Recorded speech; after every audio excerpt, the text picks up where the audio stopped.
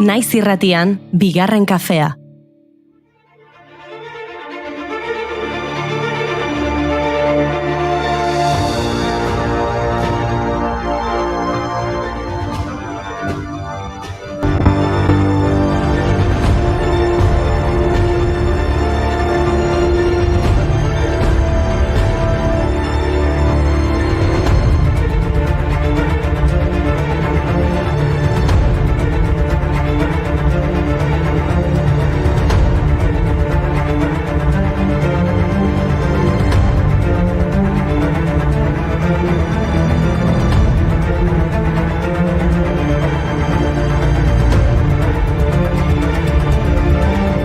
Egunon guztioi, zer modu zaudete ekipo?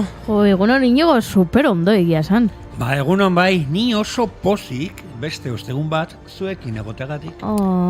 Saioarekin hasteko gogoratu gaur bularreko minbiziaren aurkako nazioarteko eguna dela. Hori da. Reímos cuando el viento se detiene y abre paso a otro camino que soñábamos pisar. Reímos cuando ya somos más fuertes, cuando somos más valientes que las ganas de escapar. Reímos y tal vez valga la pena quitar algo de importancia a lo que va quedando atrás. Veremos si después valió la pena. Bularreko minbiziaren aurkako elkartek mota guztietako ekitaldiak antolatu dituzte Euskal Herriko hainbat txokotan. Egun honen bidez, herritarrak sentsibilitzatzea bilatzen da, detekzio goiztiarraren arreta jartzeko eta bularreko minbiziaren kasuen pronostikoa eta biziraupeuna hobetzeko. Osakidetzak 12.000 eta 300 bularreko minbizia atzeman ditu azken 28 urteetan. Detekzio goiztiarreko programa hasi zuenetik. Guztira 2,5 milioi mamografia egin dituzte. Zuekin beti zeozer ikasten dute. Denetatik dakizue. Nik esango nuke polimatak zaretela. Polimatak? Aizu mai. Inori iraindu gabe, mesedez, Inigo, polimata ez da irain bat. Polimata bat da hainbat alorretako jakintza duen norbait. Antzinaroko jakintxo asko polimatak ziren, adibidez, Leonardo da Vinci. Ordun ez naiz polimata, zenik enuen polimata ezagutzen. Baino baizela Thomas Brown, ingeles sendagile. Bere idazkiek hainbat gai jorratu zituzten. Hala nola zientzia, medikuntza, erlijioa eta esoterismoa. Mundu naturalarekiko jakinmina agertu zuen Francis Baconen iraultza zientifikoaren eraginez, eta iturri klasiko eta biblikoek eraginda. Eta ez dezu esine txiko, baina Thomas Brown gaurko egunez jaio zen 1605 eta gaurko egunez hil zen 1682 benetako polimata Thomas Brown, benetako gizon jakintxoa. Hemendako etorri da gizon jakintxua ez jakinei munduak zantzera. Hemendako heldu da itxuak sendatu eta begia zabaltzera. Arena ozabarre. Ados, uste dut ulertu dudala zer esan nahi duen polimata hitzak, eta esango nuke horietako batek gaur 80 urte betetzen dituela. Iñaki Gabilondo hain zuzen. Donostian jaio zen Gipuzkoar kazetari, irrati esatari eta telebista aurkezlea. Eta bai, irratian txukun aritzeko hainbat alorretako jakintza izan behar da. Beraz, polimata da, zuek bezala. Hemen beste bat, Edna Saint Vincent Millay idazle antzerkigile eta poeta liriko estatubatuarra. 1950ko gaurko egunean hiltzen eta Pulitzer saria jaso zuen lehen emakumea izan zen. 2021ean Susa argitaratxearen eskutik munduko poesia kaierak bilduman Edna Saint Vincent Millay poemen itzulpena plazaratu zuten. Itzultzailea Ana Morales izan zen. Ospetsuak dira bere poema asko, The Ballad of the Heart Viewer edo Renaissance adibidez.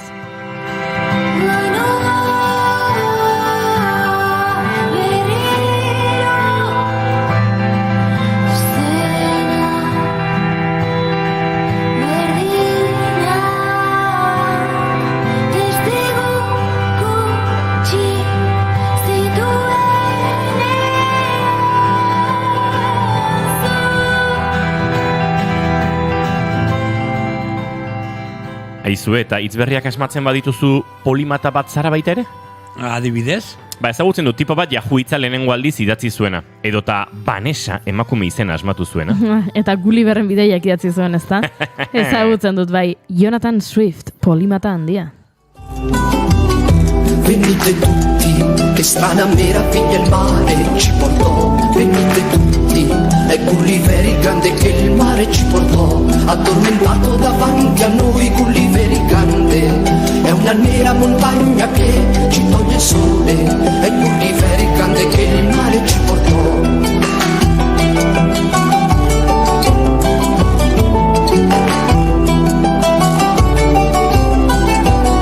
Così curioso davanti a noi, l'uomo montagna ci capta già, venite tutti ad ammirare. Harrapatu nauzue bai, 1745 hiltzen Dublinen Jonathan Swift Irlandar idazlea. Galdera bat, egia da berak Yahoo eta Vanessa terminoak sortu zituela? Bai, Yahooak fantasiazko izakiak dira, Jonathan Swiften Gulliverren bidaiak liburuan agertzen direnak. Gizakien antza duten izaki basati zikin eta ohitura nazkagarrikoak dira. Yahooei harri biziratsua gustatzen zaizkie eta horretarako eskuez induskatzen dute lurra. Harriak lortu eta gero, euren kopetan gordetzen dituzte beste Yahooek ez aurkitzeko moduan. Ingelesez, Yahoo hitzak lerdo esan nahi du. Eta beste aldetik, Jonathan Swift Vanessa emakume izenaren sortzaietzat hartzen da, gaur egun ospe handia duen izena. 1713an poema luze bat idatzi zuen, Kadenusan Vanessa, 1726an liburu bezala argitaratua. Bere izenburuan neologismo bat duena, Vanessa. Esther Van Moringen erreferentzia sekretuan, bere abizenaren eta izenaren inizialekin Van, eta ez, bere ez izena osatu zuen. Ez dago Vanessa izenaren erregistrorik hau baino lehenago. Eta beste bitxikeria bat, 1877an Phobos eta Deimos Marteko bi ilargiak aurkitu zituzten, hala ere 1726an, hots 151 urte lehenago, Jonathan Swiftek zehaztasun handiz deskribatu zituen bere Gulliverren bidaiak liburuan.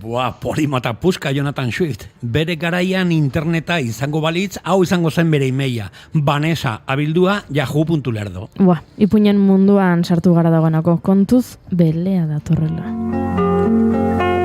Belea dago haitzean, beretzat zori gaitzean, balazo gaiztok azertauko aldik atzeko zulo beltzean.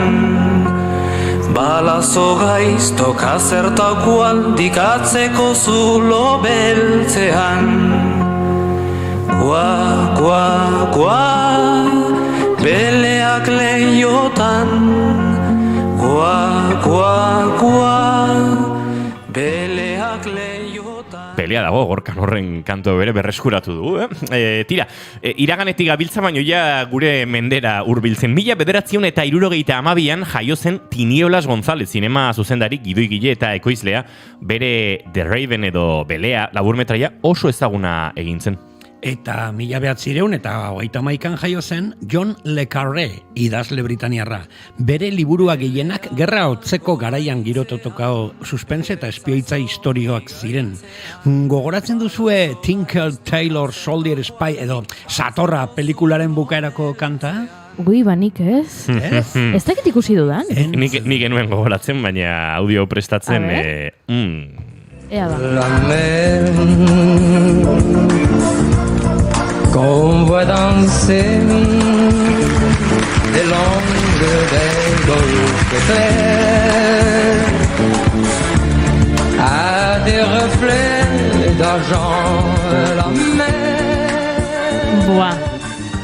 Julio Iglesias. Julito, la mer. Abesti hau bai dela polimatikoa. Y lo sabes. Aize, baina hori posible da, abesti bat polimata izatea? Zergatik ez, La Mer abestia pelikula pilo batean agertu da, Bai, egia, Charles Genenten abestia Satorra, French Kiss, Nemoren Bila edo Mr. Bean oporrak filmetan entzun dezakegu besteak beste. Ados, onartuko dut abesti polimatiko kontzeptua. Eta gure saioaren itxaso partikularrean olatuak aipatzeko, gaur Andoni Mateos izango dugu, National Geographiki buruz hitz egiteko. Aizue, eta gaur Itziar Zubizarreta idazle eta ipuin kontalariaren urteak dira, zorionak Itziar, aitzaki perfektua ikusi-mikusi gazti eta ume literatura zokari buruz hitzeiteko Amaia Enebute antolatzailearekin. Eta zozketa ere izango dugu, ez eta kafest jaialdirako 2 sarrera bikoitz ditugu. Sestaon ospatuko da, larun bat honetan, ezkerraldean musika kultura eta isialdia sustatzeko jaialdia. Los Chicos del Maíz, Merina Gris, Brigade Loco... Eta Xabi Tolosak asteroko sekzio aparta ekarriko digu Madriletik. Ba, surfeatu gure olatuak eta asgaitezen gaurkoarekin. Gulliver, Vanessa, hor zaudete. Eta entzule polimata guztiak, hor zaudete. Egunon Lilipurtarrak urriak 19 ditu gaur eta osteguna da, ongitorri guztioi bigarren kafera. Naiz irratian zarete.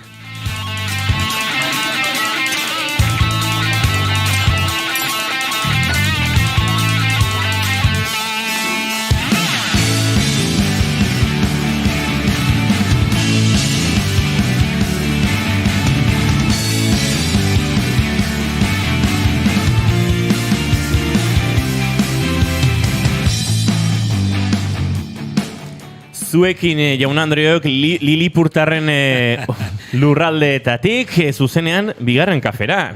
Maik Gorostiaga Pozo, egunon! Kaixo, goako naiz, eta gaur Yahoo eta Vanessaren arteko diferentziak azalduko izkizuet. Goiuri ez eizarandia, egunon! Bueno, egunon, ez dakit ba. Platana goxoa daude? Ez, Ai, bai, lastima.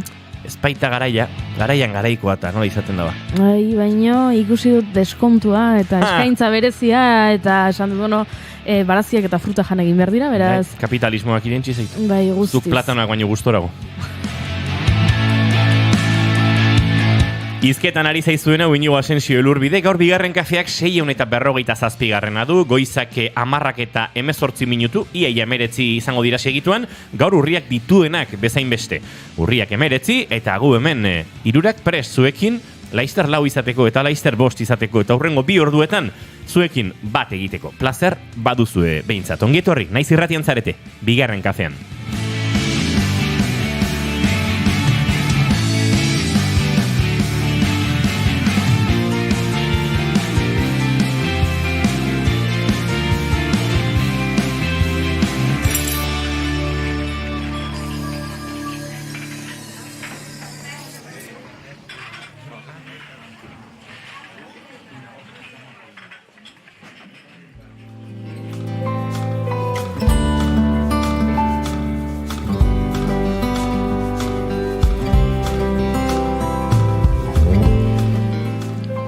Ba, 10 eta 20 izango dira 10 segundu barru, eta guk maite duten tartearekin gaurko saioa abiatzeko unea ere badugu. Hain zuzen ere gaur sorpresatxo asko dozkagu, gonbidatu txo asko,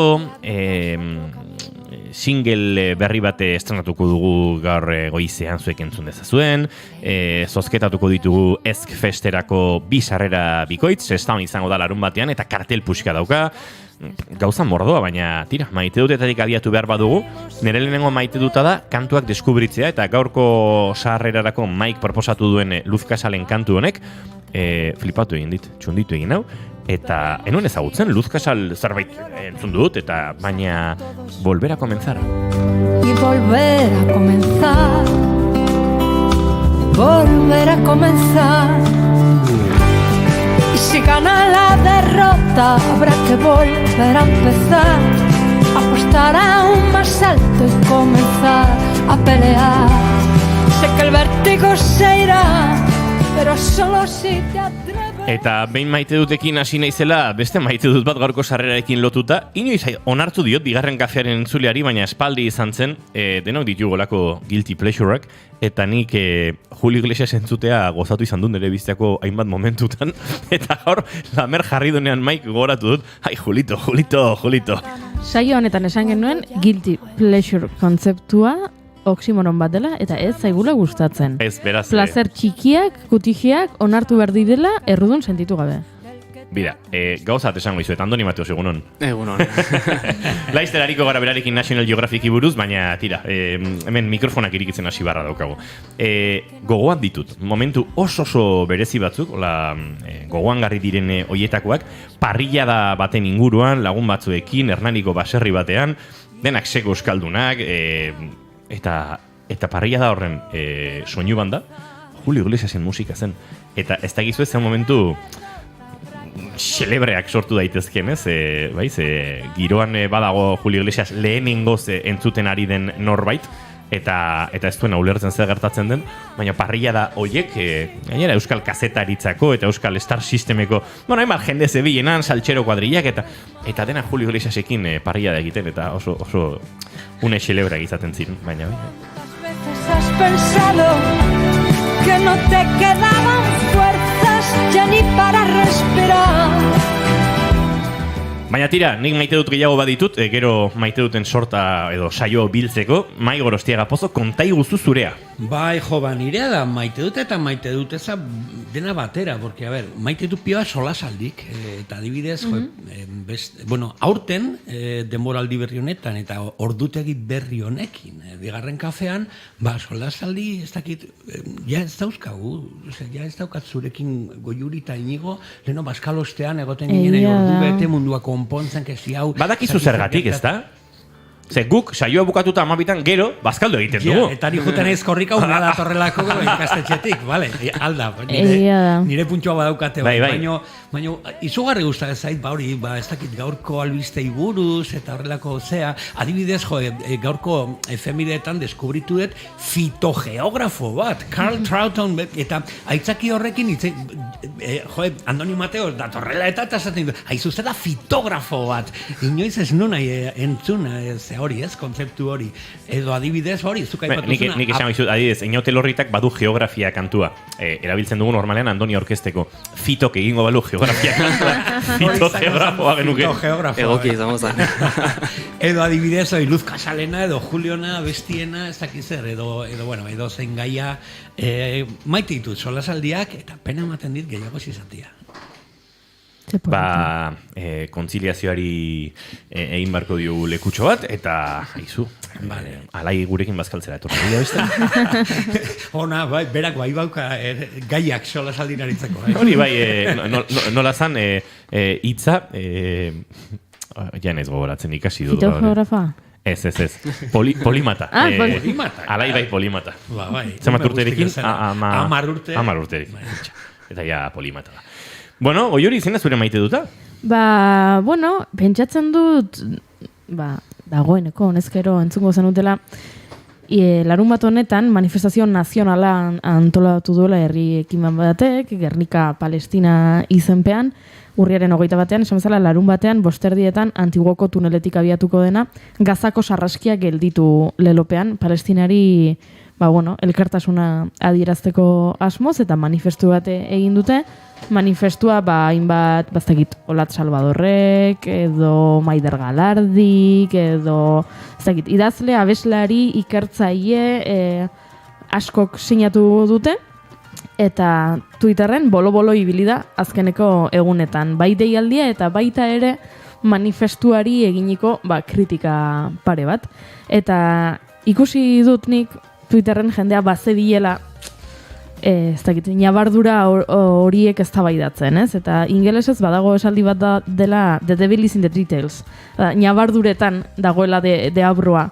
Batzuetan zentratzen balin bazara inbeste nabarduretan galdu egiten duzu helburua eta dena pikutera bidali dezakezulako. Eta pixka bat sentitzen nuen eztabaida horiek ikusita fokua galtzen ari ginela eta manifestuko esaldi batzuekin ados ez egoteagatik ez balin bazara joaten Palestinaren aldeko eta sarraskiaren kontrako manifestazio batera, iruditzen zait zerbait gaizki egiten ari garela. Ze elkartasuna erakutsi behar da, ados nago ez elkartasuna zentzu batekin eta ez edozein modutara, baina iruditzen zait manifestazio honek baduela bere zentzua eta orduan asko gustatu zait Fermin Muguruzak idatzi duena jarri duelako eta irakurri egingo dizuet. Ezin izan dut manifestu hori sinatu. Oso kritikoa naiz irakurri dudanarekin eta bai iruditzen zaidala unea dela kritikoa izateko.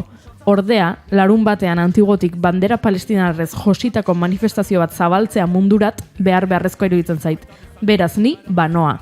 Eta jarrera hori asko gustatu zait, alde batetik begira ez dut sinatuko manifestu hau gauza batzuekin ez nagoelako ados eta kritikoa izan behar delako eta kritikoa izateko unea delako, baina garrantzitsua da herri palestinarrari elkartasuna erakustea, eta manifestazioan egongo naiz. Eta iruditu zait, begira, oso ez dakit hausnarketa ona, eta nik deitu nahiko nuke jendea, ara joatea, ze oso potentea iruditzen zait, bai nazioarteko arazo bat denez, nazioartean ikustea, herriak, naiz eta Europar Batasunak dioen ez dakizer, eta Kanadako presidenteak dioen ez dakizer, eta Bidenek dioen ez dakizer, ikustea herritarrak kalean sarraskionen aurka eginez. Era bat ados, Ferminek esan duenarekin eta zure osnorketarekin bai.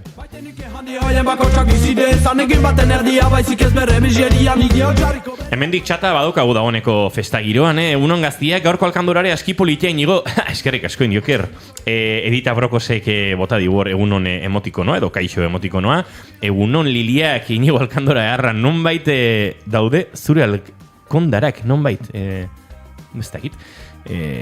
Nik dauket orain nire maite duta da asteburua datorrela juju egunon Gorka. Osteguna da oraindik, Por cierto, larun batean da Goxua Azoka.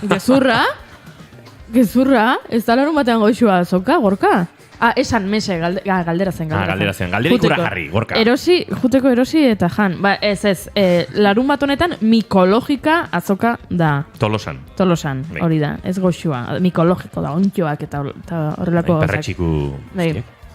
Eta ze esan barruan. Eta Goxua ez dela oraindik, beraz, Goxuaren bila etorri nahi balin baduzu, asteburu honetan ez, Gorka. Tolosan Goxua beti dago, baina Azoka berezia ez. Mateos guapo, dio hemen Gorkak. Parrilla da, tani ez, gaizki, begia da esan dut horre, Euskal Komunikazioko eta Star Sistemeko jendea egoten zela parrilla da horietan, eta Gorka non zegoen, egia da, faltan zegoen. Grazia Gorka ni ere nengoen. Eta Euskal Komunikazioko, Star Sistemeko. Urteak igaro dira, ez dakitzu igual... Artean jaio gabe, bai. Jaio gabe ez, baina. Zeharo gaztean nahiz eta. Sont allongés en position de tir sur la colline. Andoni Mateos, zina zure maite duta? Bueno, aspaldi esan gabe maite dutan ikuste irratin, eta bueltak egon naiz, ez dakidan maite dut bat edo obsesio puntu bat. Eta hoi desberdintza ez da erreixa.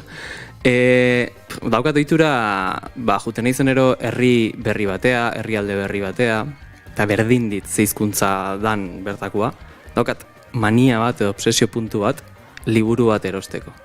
Igual ez dut irakurriko, baina beste gabe bilatzet nere gaiarekin zer ikusi daukan zerbait, eta erosten bukatzet, eta ez dakit gehatzen, hau da, iritsiko puntuan duen ezingo dituten inun sartu liburu horiek, ze agian ez di denbora emango denak irakurtzeko, baina obsesio da, baina aldi beren maite dut oitea. Bai, oien beharra daukat juten naizen ero noa baitea, eta Donostia bade, esan nahi dut, behar dut, incentibo puntu hoi. Hoi da nire maite dut. Oso politia da, obsesio hitza esan duzunean, ez dakit...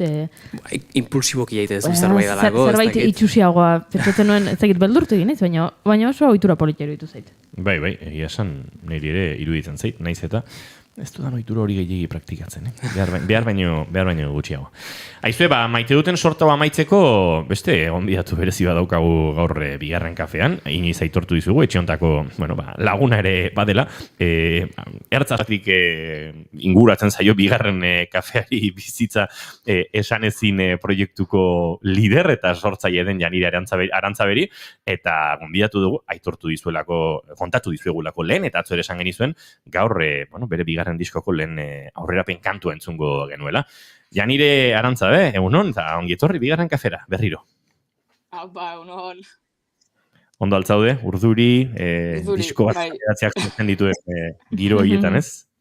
Urduri eta pixkat estresatut dara bai, ordizirrok ere jaialdia atorkigu gaurtikan hasita ja, eta pixkat dena juntatu zait, baina aldi beren pozik uste delako, azkenen, hau da pixkat nire pasioan musika, eta bai batak eta bai besteak biak biltzen dituzte musika bere baitan, eta oso kontentu. Zer zaude urduriago orain, edo bideoklipa lehenengo aldiz ikusi zenuenean? Ze badakit hainbat artistek kontatu digute hemen bigarren kafean lehenengo momentu hori pixkadet izaten dela tentsoa, zuk grabatu duzu bideoklip bat, baina zaude zai ikusteko ondo geratu den, zuk buruan zenuena islatuta geratu den, eta bideoklipa jasotzen duzun une hori, ez da, urduritasun unea izaten dela aitortu ditute batzuek. Zuretzat baita ere? Ikusi baino lehenago badaukezu igual urduritasun hori nola izango tezan, ez? Grabatzen pasatzen duzu igual egun bat, bi, eta hor pixkat zure mobila egiten duzu burun. Nire kasun emaitza jaso nun lehenengo aldin, oso emozionatuta ikusi nun, eta gero aldaketa batzuk bai genitun, baino urduri ikusten ez, gehiago esango nuke unkituta, suposatzen den guztiagatik. Eta, bueno, askotan ere prozesua, segun nola juten danez, baina esango nuke nahiko luze jodola, bueno, akaso ninitun espektatibetatik edo pixkat urrundu dala eta luzatu diela gauzak. Eta hori, azkeneko hilabetek esango nuke pixkat luzek intzaizkitela. Baina behin maitzak ikusita oso kontentu dugu esan. Bueno, orain fruitua jasotzeko unea iritsi da, eta momentuz aurrera pentso bat ikusi dugu, zer moduzko izan da jendearen harrera? Naiz eta esan behar dugun, ikusi dugun aurrera pentsua izan direla segundu batzuk eta abestiri gabe. Jaipean bizi da emakume hau, Bai, bueno, nik oraingoz partekatu joten jendeai bai kantua eta bai bideoklipa, jendeak oso gauza positiboak transmititu dizkit. Nik ere usteet lehendik aneria banitu dela sentsazio oso positiboak, bai gertukoak, bai taldekideak, estudioan kanta entzuten, bideoklipa inkluso grabatzen eginean planoetan da nik kanta entzuten nahi nintzen, eta burun imaginatzen ditun gauzak, eta usteet bereziki etapa honetan lortu dutela nolabait pixkat nik ere nire burua serioski hartzea eta sinistea benetan hontan. Eta usteet honek, urduri banago ere, banago lalako lasaitasun batekin, konfiantza hori ere badetelako. Eta esan, baina egia da baita ere pixkat dena luze egiten dela, eta zu bakarrik edo taldekideak bakarrik denborazko pasatzen dugula bakantak entzuten, nasketak ezakitzer, eta izten da puntu bat behar dezula norbaiti bidali eta jasotzea zerbait ez. Eta nik azkeneko astetan bai, gertukoei, etxekoei, lagunei, incluso lagun dituten musikariei ere bidali izan diet kanta, eta jaso dutena oso politxe izan da, eta esan horregatik ere, lasaiago esango nuke. Izu, Janire, gaur arratsaleko 8etan bideoklipa estrenatuko da, gaueko 12etan kantua,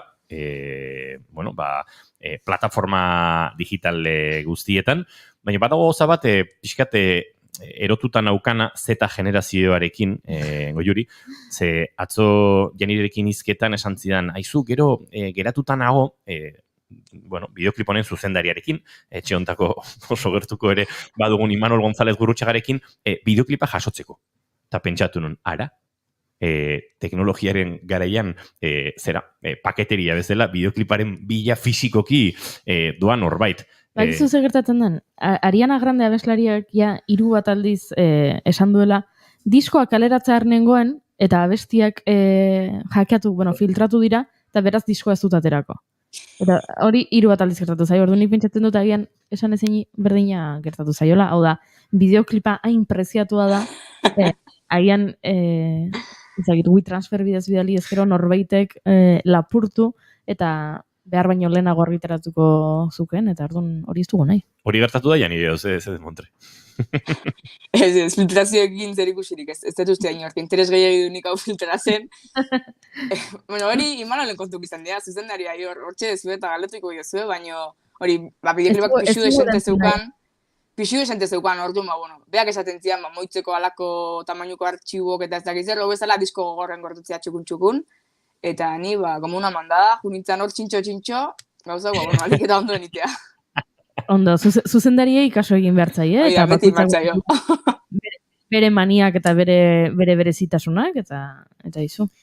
Aizue, bideoklipa gaur arratsaleko 8etan izango duzue ikusgai, YouTube eta ez dakit bestelako plataformen batean, kantua gaueko 12etan ere entzungai izango da, baina kontatuko dugu, kantuak oraindik izena du, esan ez zinen bigarren diskoaren aurrerapen kantu horrek, orain txentzungo dugu, baina konta iguzu Janire, tira Imanolek idatzi digu hemen ondoan daukagu, baina bideak 15 giga zeuzkala. 15 giga ez dira gaur egun hainbeste, eta generazio hau nola bilene, baina bai, badira, eta gero, ez duraragizko harremantze horrek ere bideokliparen bila etortzea, nahi hor poetikat ikusten dute. Bai. Janire, oraindik, zergatik oraindik, zer dator, zentzungo du entzuleak, zer kontatu nahi diozu, abestiak bera entzun aurretik. Kontatu nahi badiozu zerbait? Noski, maite dutekin lotuta, esango nuke berez, eta kantu honekin lotuta, kanta estribillotik hasten da, estribilloakin hasi zan, estribilloko esaldiakin eta melodiakin. Estribilloak esaten du ez nuen jakin hobeto egiten, oraindik gogoan dut nola utzi nintzen, eta honekin esan nahi dut, nik maite detela bereziki gure buruai hauskorrak izaten uzten diogun momentu hoi. Eta akaso, badala aldarrikapen bat kantau hauskortasunarena, eta igual duela 3 urte ez nukela aldarrikapen hau egingo. Eta esan ezinek eman ditela ere baita ere bide hau, alduntze moduko bat iteko, eta ez dakit, onartzeko ere hauskorrak izan gaitezkela, eta gure buruai aukera hori eman aldiogula. Eta erutxe zait, ez dakit, zerbait oso zintzoa, bere honetan ustez kantu honek badula asko zintzotasunetik, benetakotasunetik, eta ez dakit, nahi nuke esan ezinek zintzotasunaren bide honetan jarraitzea alik eta denbora gehien, eta esango nuke hori dela. Nire maite dut eta liberen kantu honen, ez dakit, esentzia edo, hauskortasunari beti leku egitea. Ja, nire kantu entzun aurretik, oraindiken sonoridadeak esan ezineko entzulea pixka bat ez ustean harrapatuko du, edo? Zio ze, bai nik uste. Uste, disko bat honetan saiatu gehala baita ere, beste leku batzutara ere juten, beste leku batzuk arakatzen, eta zorionez leku hauetan eta soinu berri hauetan ere eroso sentitze hori eta gure lekua aurkitze hori ere, ez? Eta uste, eta referentzia musikal berriak egongo diala, uste dela superpositiboa eta azkenen dela realidadean erantzunare bai, eta emaitza, eta bereziki pozik honengatik ere. Oraindik entzungo dugu, gehiagitz egiten ari gara, eta entzulea dagoeneko gogoz izango dugu eta.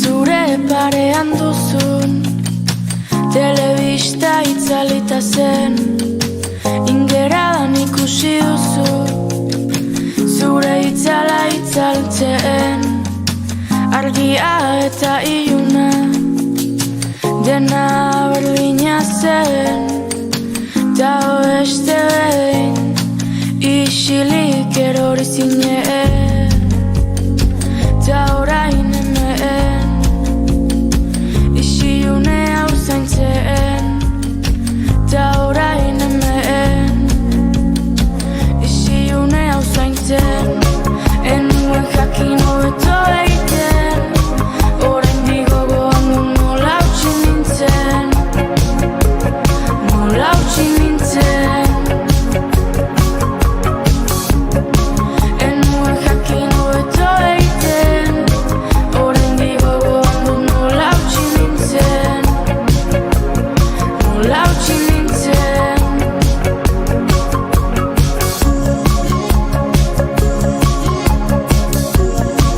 Enuen jakin hobeto egiten, enuen jakin hobeto egiten,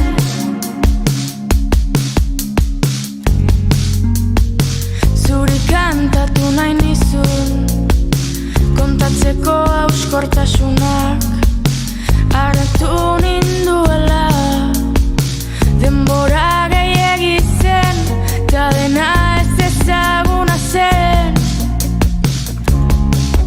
ta nigana itzuli nahi nuen, ta hortik atera nahi nuen, ta orain hemen, isilune hau zaintzen, ta orain hemen, isilune hau zaintzen, enuen jakin hobeto egiten, oraindik gogoan du nola utzi nintzen, nola utzi nintzen,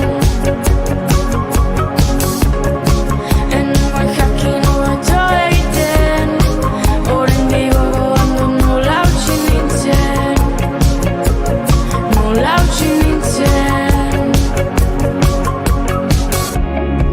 enuen jakin hobeto egiten, oraindik gogoan du nola utzi nintzen, nola utzi nintzen, enuen jakin hobeto egiten, oraindik gogoan du nola utzi nintzen, nola utzi nintzen. hause da esan ezinen berriena, hau da ezinen bigarren diskoaren aurrerapen kantua, galdetu beharko diogu Janireri, Janire, singela badator, diskoak izena baduia da, diskoare badator, Durango azokan izango dela ere kontatu genuen atzo, baina epeak badituzu buruan edo gauzatxoak hurrengo asteetan deskubritzen joango gara? Epeak buruan bai, seguro, ez, erabaki behar ditugu inigo.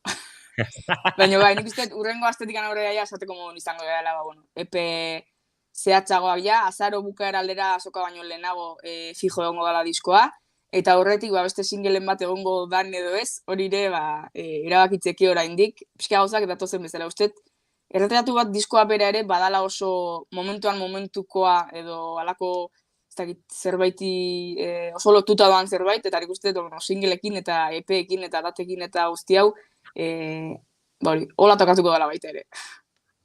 Janire, utziko zaitugu, Ordiziarrok 2023-ren edizio honetan ere ja lanean behartzen nuen, eta barkamen askatu antolakuntza kidei, gure izenean atzeratu zaitugulako, gaur bertan abiatuta, Peio Ramirez eta Nacho Soto izango dituzue delikatu zen, bihar Josetxu Piperrak, azken orduko fitxaketa hori, Ginger, Bake Faltsua, Balins Rock and Roll DJ, eta larun batean frontoian, Belako, Kerobia, Balloon Frame, Enliz, kartel puxka, baina lan asko datozen egunetan datorkizuena, beraz, kakapila eta lan egiten ere gozatu egiten da musikaren giroan, beraz, goza dezazuela denok, eta hemendik besarkada bat zuri eta Ordiziarrokeko antolakuntzako kideoiei guztiei.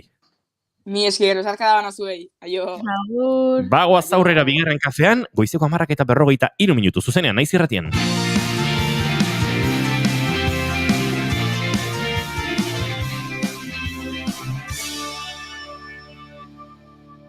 Bigarrenak ez direlako beti okerragoak, bigarren kafea.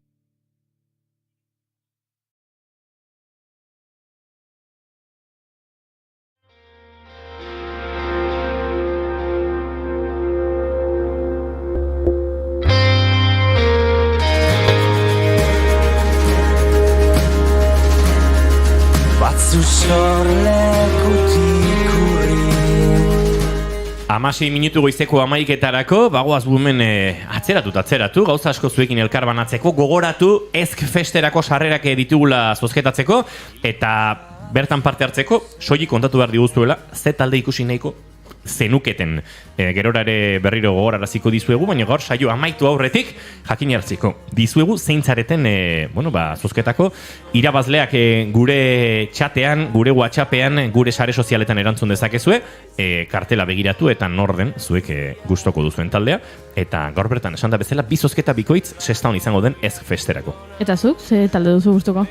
Nik Medina Gris ikusteko gogoa izango nukeola jaialdi giro batean, adibidez.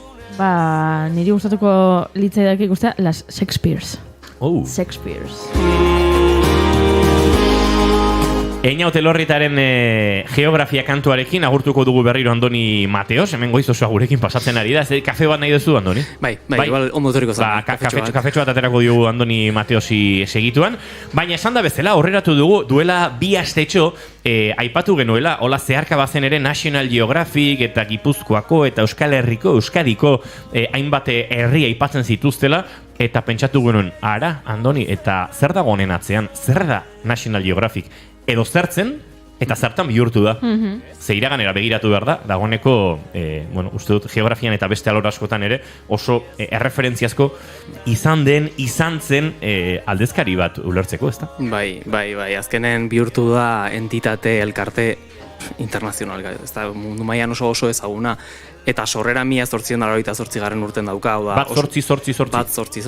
Pentsa. Oso aspaldiko zerbait da. Egia da, asizala elkarte txiki bat bezala, azkenen esplorazio, geografo, bidaiariek sortutako, gaur egun sortu daiteken beste dozein elkarte bezala, eta aldizkari batekin, hau da, beraien bidaiak aldizkari baten bitartez, zabaltzeko eta jendeak irakurtzezan, hola sortu zen, ezta, elkarte hau. Gaur egun, iragazia esmori gabeko elkarte bat bihurtu da, oso ospetsua, atzetik jende pile bat dagoena, aldizkari ez aparte divulgazioekin lotutako pile bat proiektu eta gauza ditu martxan, eta aipagarria eta hau azkeneko momentuko informazio bilatze baten 6,8 milioi bazkide dituen elkarte bat da. Hortaz, astakeri bat iruditzen zain nahi hoi. Eta aldi beren, edo zin futbol taldek baino gehiago. Jo, esango nuke, ikeragarria, atzeti dauken guztia. Eta 94 milioi euroko dirusarrerak biltzen dituen elkartea da. Hau da, diru kontutan, irabazi asmorik gabeko elkarte izan da ere, asko mugitzen duen organizazioa da, azkenen. Eta hori, azpimarratzekoa da. Orokorren esan da, geografia, natura, historia, ondarea, kultura bezalako hainbat gai lantzen ditu. Hasieran esplorazioekin zer ikusia bazun ere, ikuste duen bezala, nik uste naturzientziak eta giza zientziak uztartzen dituen aldizkari badala. Izena National Geographic, Geographic, baina ikuste deu gauza asko ikutzen ditula, eta gero ikusiko du ere bai, ze puntutaino iristen den elkarte hau. Hortaz, bere eginkizun nagusitako bat eta lelo bat ola daukate, pertsonak inspiratzea da, planeta zain dezaten, hau da, hezkuntza modu bat da, hezkuntza modu bat jendera iristeko, erakusteko benetan zenolako ondarea daukagun, naturala izan, kulturala edo historiko izan, eta horren bitartez jendeak balio etxi dezan. Berez ideia ez da txarra. Hola oinarri bezala, eskoletan egin dezakezun bezala, edo lurralde mailan, eskala txikigo baten egin dezakezun zerbait, baina mundu mailaz aigea kasu honetan. Baina, horrekin batera baita ere, ikerketara, bekak eta nolabaiteko diru laguntza nahiko potenteak ateratzen ditu. Oso komplikatuak izaten dienak, azkenen kompetibitatea handia daukaten beka bat dira, baina horrekin proiektu oso interesgarriak egiten dira, atzetik batez ere eukitzen dituelako nolabait esateko ikusgarritasuna, zientzia baino gehiago. Zure kafea badator, Andoni, azukrea behar duzu? Ez, azukere gabe. Ondo gortxe daukazu. Eskerrik asko. Eta tira, esan da bezala, badira horre alorre asko divulgazioaren giroan, jende asko egiten duran National Geographicen, badakit Euskaldunen batzuk badabiltzalan lanean, napar bat ezautzen du nikan lane egiten duena, eta egia esan horrelako erakunde handi batean, pixkat harakatzen hasiko bagine, ziur Euskal hiztunek ere izango ditugula, eta kasu beste batean entrevistatxoren bate planteatuko dugu, National Geographicekin, baina bai, esan da bezala, 1888an sortu zen National Geographic, egitasmoa esango dugu, hori da azken finean ziurrenik onduen definitzen duen hitza, baina erakundearen gaur egungo xedea eta helburuak, nolabait, urrundu dira edo egokitu dira elkarteak duen dimentsioari eta indarrari, ez? Bai, behar, eta azkenen jakinda gaur egun, eta hontan sartuko nahi zuain, benetan zer ateratzen duen, zer sortzen duen entitate honek. Alde batetik, aldizkarik, eta nik uste nahiko ezagunak diala aldizkarik, ez da, betiko revista modukoiek, gai desberdinak jorratzen dituztenak, lehenengotakoa eta agian nagusiena National Geographic izenburupen daukatenak, eta hor sartzen dituzte, behaien lan hildo guztiak laburtuta, eta aldizkario hilero ateratzen da. Bai, apuntatu dut, 32 hizkuntzatan, eta 9 milioi inguruko tirada bat izaten duen aldizkari bada. Hortaz, hori izango genuke aldizkari historikoa, zeizatez hasieratik sortu zen aldizkarian hildoa eri jarraitzen dio, ja 150 urteko zerbait edaz hitziten egea, eta bestetik National Geographic Traveler izenekoa, gida edo bidaia gida inguruan, azkenen, nire azkeneko interbentzioa hemen pixkat Victor Hugorekin, hortik dijoa, eta agian nahi gehien gustatzaiten aldizkaria da, oso ikusgarria da, oso deskribatzaia da, besteak gehiago dira artikuluak, gaia gustatu hartzaizu irakurtzen jartzeko. Kasu honetan, esploratu nahi ditut munduko zenbait txoko, bertan labur bilduta azaltzen dira. Denetan esango genuke, badagoela hola zeharka esango genuke antropologia, historiarako joera bat, naiz eta gero baduten, ez? National Geographic History, baina bidaietan ere antropologiari erreparatzen diote, traveler delakoan, eta National Geographic nolabait enbor zentral horretan ere, asko izaten du, ez? Etnografiatik, antropologiatik eta horrelako alorretatik, ez? Bai, hau da, ezagutarazten dituzte lurraldeko txoko desberdinak, baina ez paisaiagatik adibidez gehiago, bertako kulturak, ohiturak, zer egin dezakezun bertan, ze ezagutu dezakezun bertan. Hortaz, interesgarria da. Esan genezake, eta inungo meriturik endu gabe horrelako aldizkari bati, baina itxarongela aldizkari bat dela? Nik, nire bizitzan, National Geographic ez dut sekula erosi, baina itxaron gelaitan topatu dut maiz. Bai, da. Eta normalean izaten da, interesatzen zaidan, ez da hemen, kultur eta posturak egiteko, baina normalean egoten dira, ez dakit, prentsa arroxaren baten bat, ez dakit, asko jote igual, boge dorrelako zerbait topa dezakezu, eta National Geographic, eta izaten da, tira, edo futbol aldizkariren bat, edo futbol egunkariren bat, horrelako gauzak. Eta nik ara jotzen dut, National Geographici. Geroz eta aldizkari gutxiago daude itxaron geletan. Hori degia da. Eta daudenak dia oso zarrak, ez dituzte aktualizatzen, ez diarako erabiltzen, nik uste. Egia da. Nik hegazkinetan ere aurkitu ditut, National Geographic. Bai. Baina, bidai luze xamarretan edo maila bateko hegazkinetan, ez? Formatu hori, bai. Nik onartu behar dut, hegazkinetan edozein aldizkari horietako oso zalena izela. Berdin dio, beti duten dia bidai erreportaiak, argazki politak, niretzako maila ikaragarria duten ez dakit, argazki kazetari, ez dakit fotoperiodista kontzeptua, argazki kazetari edo argazkilari, kazetari, artikulista, jende interesgarria goten da normalean aldizkari horien atzean, batzuk ezagutzen ditut gainea, eta sariak lortutako kazetari, argazkilariak eta dira, eta bai, aldizkari hori gustatzen zaizkit, eta National Geographic itxarongelako ilusio horietako bada. Aiera, National Geographic bat zarra izateak ez du gehiagi aldatzen. Berez. Tira, ikusten, ez dakit ez, gaiaren arabera. Hori da gaiaren arabera, baina asko nahikoa temporalak izaten dira, edo? Bai, traveler bat bali madakazu, ez? Bidaietako bat, bidaien lekuak ez di aldatuko, orduan, berdin da, bain dela 10 urteko aldizkaria hartu edo aurtengo hartu, ez? Zoritxarrez aldatzen dira lekuak. Aurrekoan aipatu genen Donosti asko aldatu dela azkenekoan markadetan, pentsa hartzen baduzu bain dela 20 urteko Donostiri buruzko erreportaje bat, pentsa zenbat aldatu den. Ikusiko du baita ere hortik kritika batzuk ere ondi dalako, negatibok, olako argitalpen batzun ingurun, eta sartuko geha hortan. Traveler aparte, Kids izeneko beste badaukate, hau nik enun ezautzen, hau da jende gaztetxoantzako. Gutxi gora National Geographic aldizkari nagusian hildo beretik, baina egokituta, irudien aldetik, kontenidoren aldetik, pixkat erosogoa gaztentzako irakurtzeko, eta interesgarria da ire egotea, bai ez izate bakarrik helduentzako errekurtso bat.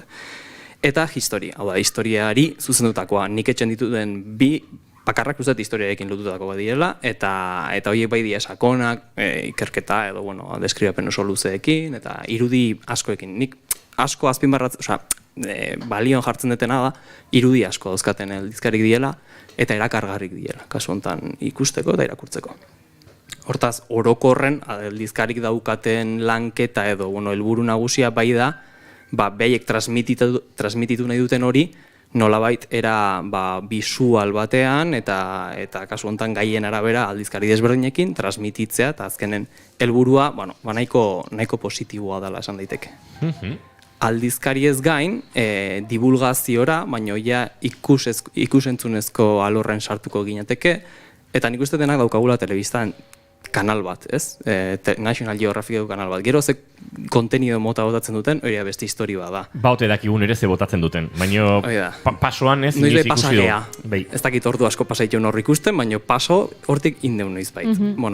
Badaukate kanalen bat, edo beste, batzuk desagertzen jundia, aktualizatzen jundia, aldizkaritan egiten dutena nahi dute bisualki baita erakutsi. Egia da, kalitatez, asko ze eskaixagoak dian erreportajek izaten diela, noiz behinka dokumental interesgarri bat botatzen dizue, eta azpimarratzekoa da, baina holaxe, gutxi gora era, 45 minutuko bideoak izaten dira, eta bai azpimarratu nahiko nuke hemen Walt Disney Televisionek erosi duela, hau da, behien esku dagoen zerbait dela, hau da, jazti joa izaera original horretatik, Walt Disney hartuta, eta behien gustora, eta behien beharretara egokitutako zerbait da. Badituzte podcastak, badituzte nazioarteko itzaldi eta ekitaldiak egiteko joera, baina Walt Disneyek telebista edo eduki ikusentzunezko hietan parte hartu duen horretan, edo irentsi duen horretan, galdera bat suertatzen zaitez, Andoni, eta da leno pixkat sarreran ere plazaratzen nuena, eta da hasirantzuen izaera zenbateraino mantentzen duen National Geographicek, ez? Bai, azkenen hor ikusten da aldaketa bat egon dela. Gaur egun sortzen den guztiak gehiago dijoala gaur egungo dinamika, entretenimenduari begira. Eta ez benetan esplorazioa, zientzia, alor horretatik. Hortaz, azkenen azpimarratu garreko zerbait daukagu. Zuk esan bezala, podcastak, badia desberdinak, eta gaur egun nahiko, ikuste jende desientek erabiltzen duela podcasta, nik asko erabiltzen dut, gustatzen zait. edo nazioarteko hitzaldik, ekitaldi desberdinak, konferentziak eta bekak, lehen aipatu bezala, ikerketara biderautako zenbait beka. Hortaz, lehen esan daiten bezala, kritika alor horrekin sartze aldea, aipatu behar da zenbait kasutan, eta igual ez gaur egun, baino orain dela urte gutxi batzuk arte, notizioietako asko, argitalpen horietako asko, pixkatzu dela ikututa, hau da, espektakuloa bilatu nahi zutera, eta benetan ez zutera erakusten errealitatea. Eta hori batez hirugarren munduko lurralde horiekin, indigenismo, era primitibo hori goraipatzen, eta azkenen hori ere ez da irakutsi behar dugun benetako irudia, errealitateaz pixkat makiatzen egean zerbait da, eta hori da, eukidun kritika ondietako bat, baitare kolonialismoarekin zerikusia daukatenak, eta garai hartan esplorazio egiten zutenak, nolaiteko harrapaketa edo sakeo moduko hiek egiten zituzten, gaur egun, pentsatu nahi dut hori ez dela praktikatzen, hori dena zuzendu dela, eta azkenekotako kritika bat, argazkigintzaren etika gainditzearena. Hau da, irudi ikusgarri bat bilatzeko helburu horrekin, argazki horiek nolabait esateko trampa bat edukitzea, hau da, ikututa edo ez dakit nola deitu konkretuki. Bai, retoke fotografikoa eta hortik garatago, eta gaur egun inteligentzia artifizialaren eztabaida handi horrekin ere, beste eztabaida sortuko da, jakin ere badakigu gaur adimen artifizialak sort ditzakela irudiak, bere kabuz, eta ez bakarrik sortu eraldatu ere. Atera ezakegula egiazkoa den argazki bat, baina inguruan zegoen zerbait ezabatu eta bir sortu, eta oso gauza buruari sinisteak osatzen zaizkion gauzak egin daitezke gaur egun adimen artifizial bidez, eta horrek erronka etiko pilo bat plazaratzen ditu. Orokorrean adimen artifizialaren erabilerarekin esango nuke ez, eta horrelako aldizkari batentzat edo kazetariontzat, kode deontologikoak eta epistemologikoak ez berrirakurtzeko edo beraztertzeko beharra uste dut plazaratzen digula, eta hau noski edozein publikazio hori egotzi dakioken zerbait da edo eragingo dion zerbait da ez. Bai, horregatik, argazkik bezala, oaintxe sartu beharko ginateken gaien pixkat aplikatu daiteke, ez da? Albistek, hau da, National Geographicak atatzen dituen albiste esanguratsu horiek, nolabait diala bombazo batzuk, baina ez dakizuna benetan horrek atzetik dauken zerbait empirikoa edo, askotan ez daizu, munduko lekurik politena, baina politena itxuna ez dauda zerbait subjetiboa, objetibotasunetik ezin da hori nolabait ziurtatu. Eta askotan hartzen dugu eslogan hori ez, munduko herririk politena gea, ostra, ez dakit.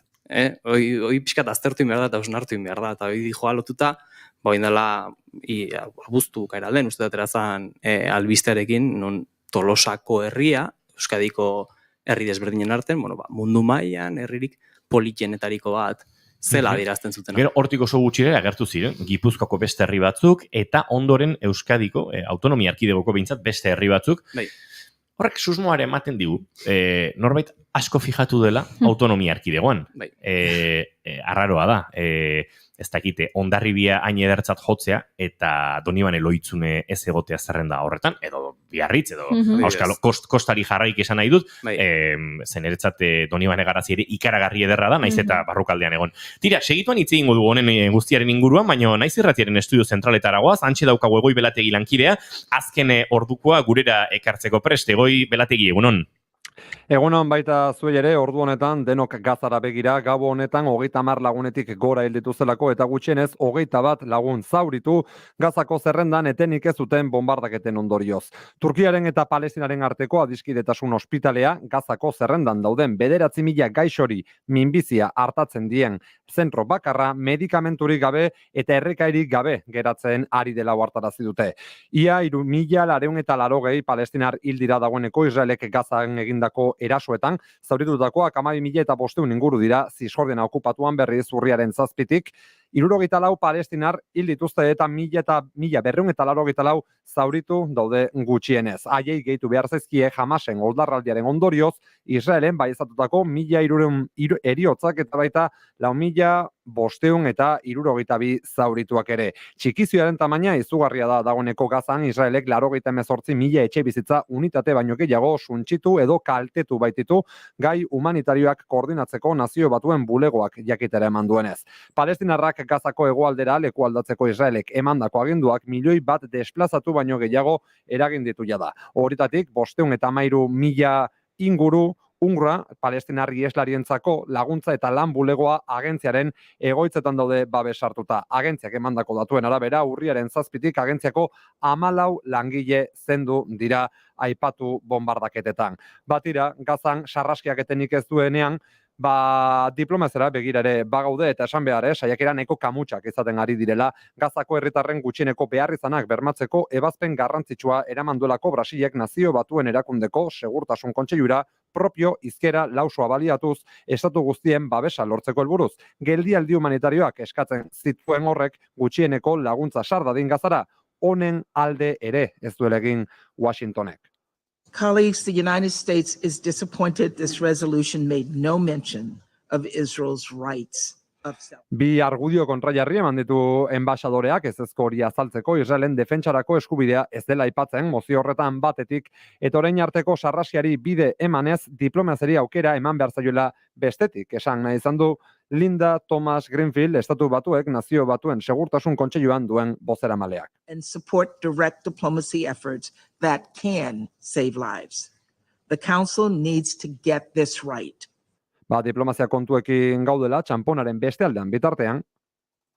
Как вы сказали, по госпиталю, трагедия, которая там произошла, это ужасное событие. Bi aldei ekintza armatuak eteteko eskatzerekin batera, gatazka tragedia bat dela esan du Putinek, Vladimir Putinek, eta Gazako ospitalearen aurkako erasoak gizatasunik gabeko eraso izan zela. Eraso horren bortizkeriak gatazketeteko inflexio puntu ezatea espero zuela gaineratu zuen Kremlineko maizerrak une honetan gerra bat abian duena Ukrainan bere erabakia dela eta. Izan ere mundu osoan areagotzen ari diren gatazkek eta mehatxuek indartu egiten dute Moskuren eta Pekinen arteko harremana. Putin, Errusiako presidentearen arabera, Biden eta Netanyahu Tel Aviven bilduta ziren une berean atzokoan, Txinako estatuburu Xi Jinpingek Pekinen hartu baitzuen Vladimir Putin, azken honek Ukrainako gerra hasi zuenetik egindako bidai ofizial bakanetako batean. Tira mundua horrela daukagula, Goizeko 11:03 minutu agur esan baino lehen, bidelan batzuk ere aipatu behar errepidetan, izan ere AP bat errepidean, zehazki, 158,3 kilometroan Bergara parean, iparraldeko sarrera itxita topatuko duzue Eibarko norantzan esan bezala bide lan batzuen ondorioz. 11:03 minutu, onaino momentuz, konexioa berriz ere bigarren kafeari, eta guraletik bueltan izango garela eguerdiko 12etan informazioaren ariaren bigarren edizioan. Eskerrik asko egoi belategi, bagoaz aurrera hementxe bigarren kafean, eta hortxe utzi dugu gaia, hain zuzen ere hitz egin behar genuelako Gipuzkoa eta Euskal Autonomia Erkidegoko, ostetor nabardurari egite oso garrantzitsua dela ulertzeko ze gerta daiteken hemen, hainbat herri ederrenetzat jo dituelako National Geographicek bideen bitartean, entzuten ari garen hau Xabi Zeberioren azken lanaren, pause diskoaren Salento, Laiam Omaonlairekin egindako elkarlana, eta gogoratu, Laiam Omaonlai ere hementsi izan genuela, barkatu, Omoanli. Omoa, erakutsi zigun berak zela musua ematea bezala, moa. Arrazoizu, Laiam Omoanli. Liam Omoanli.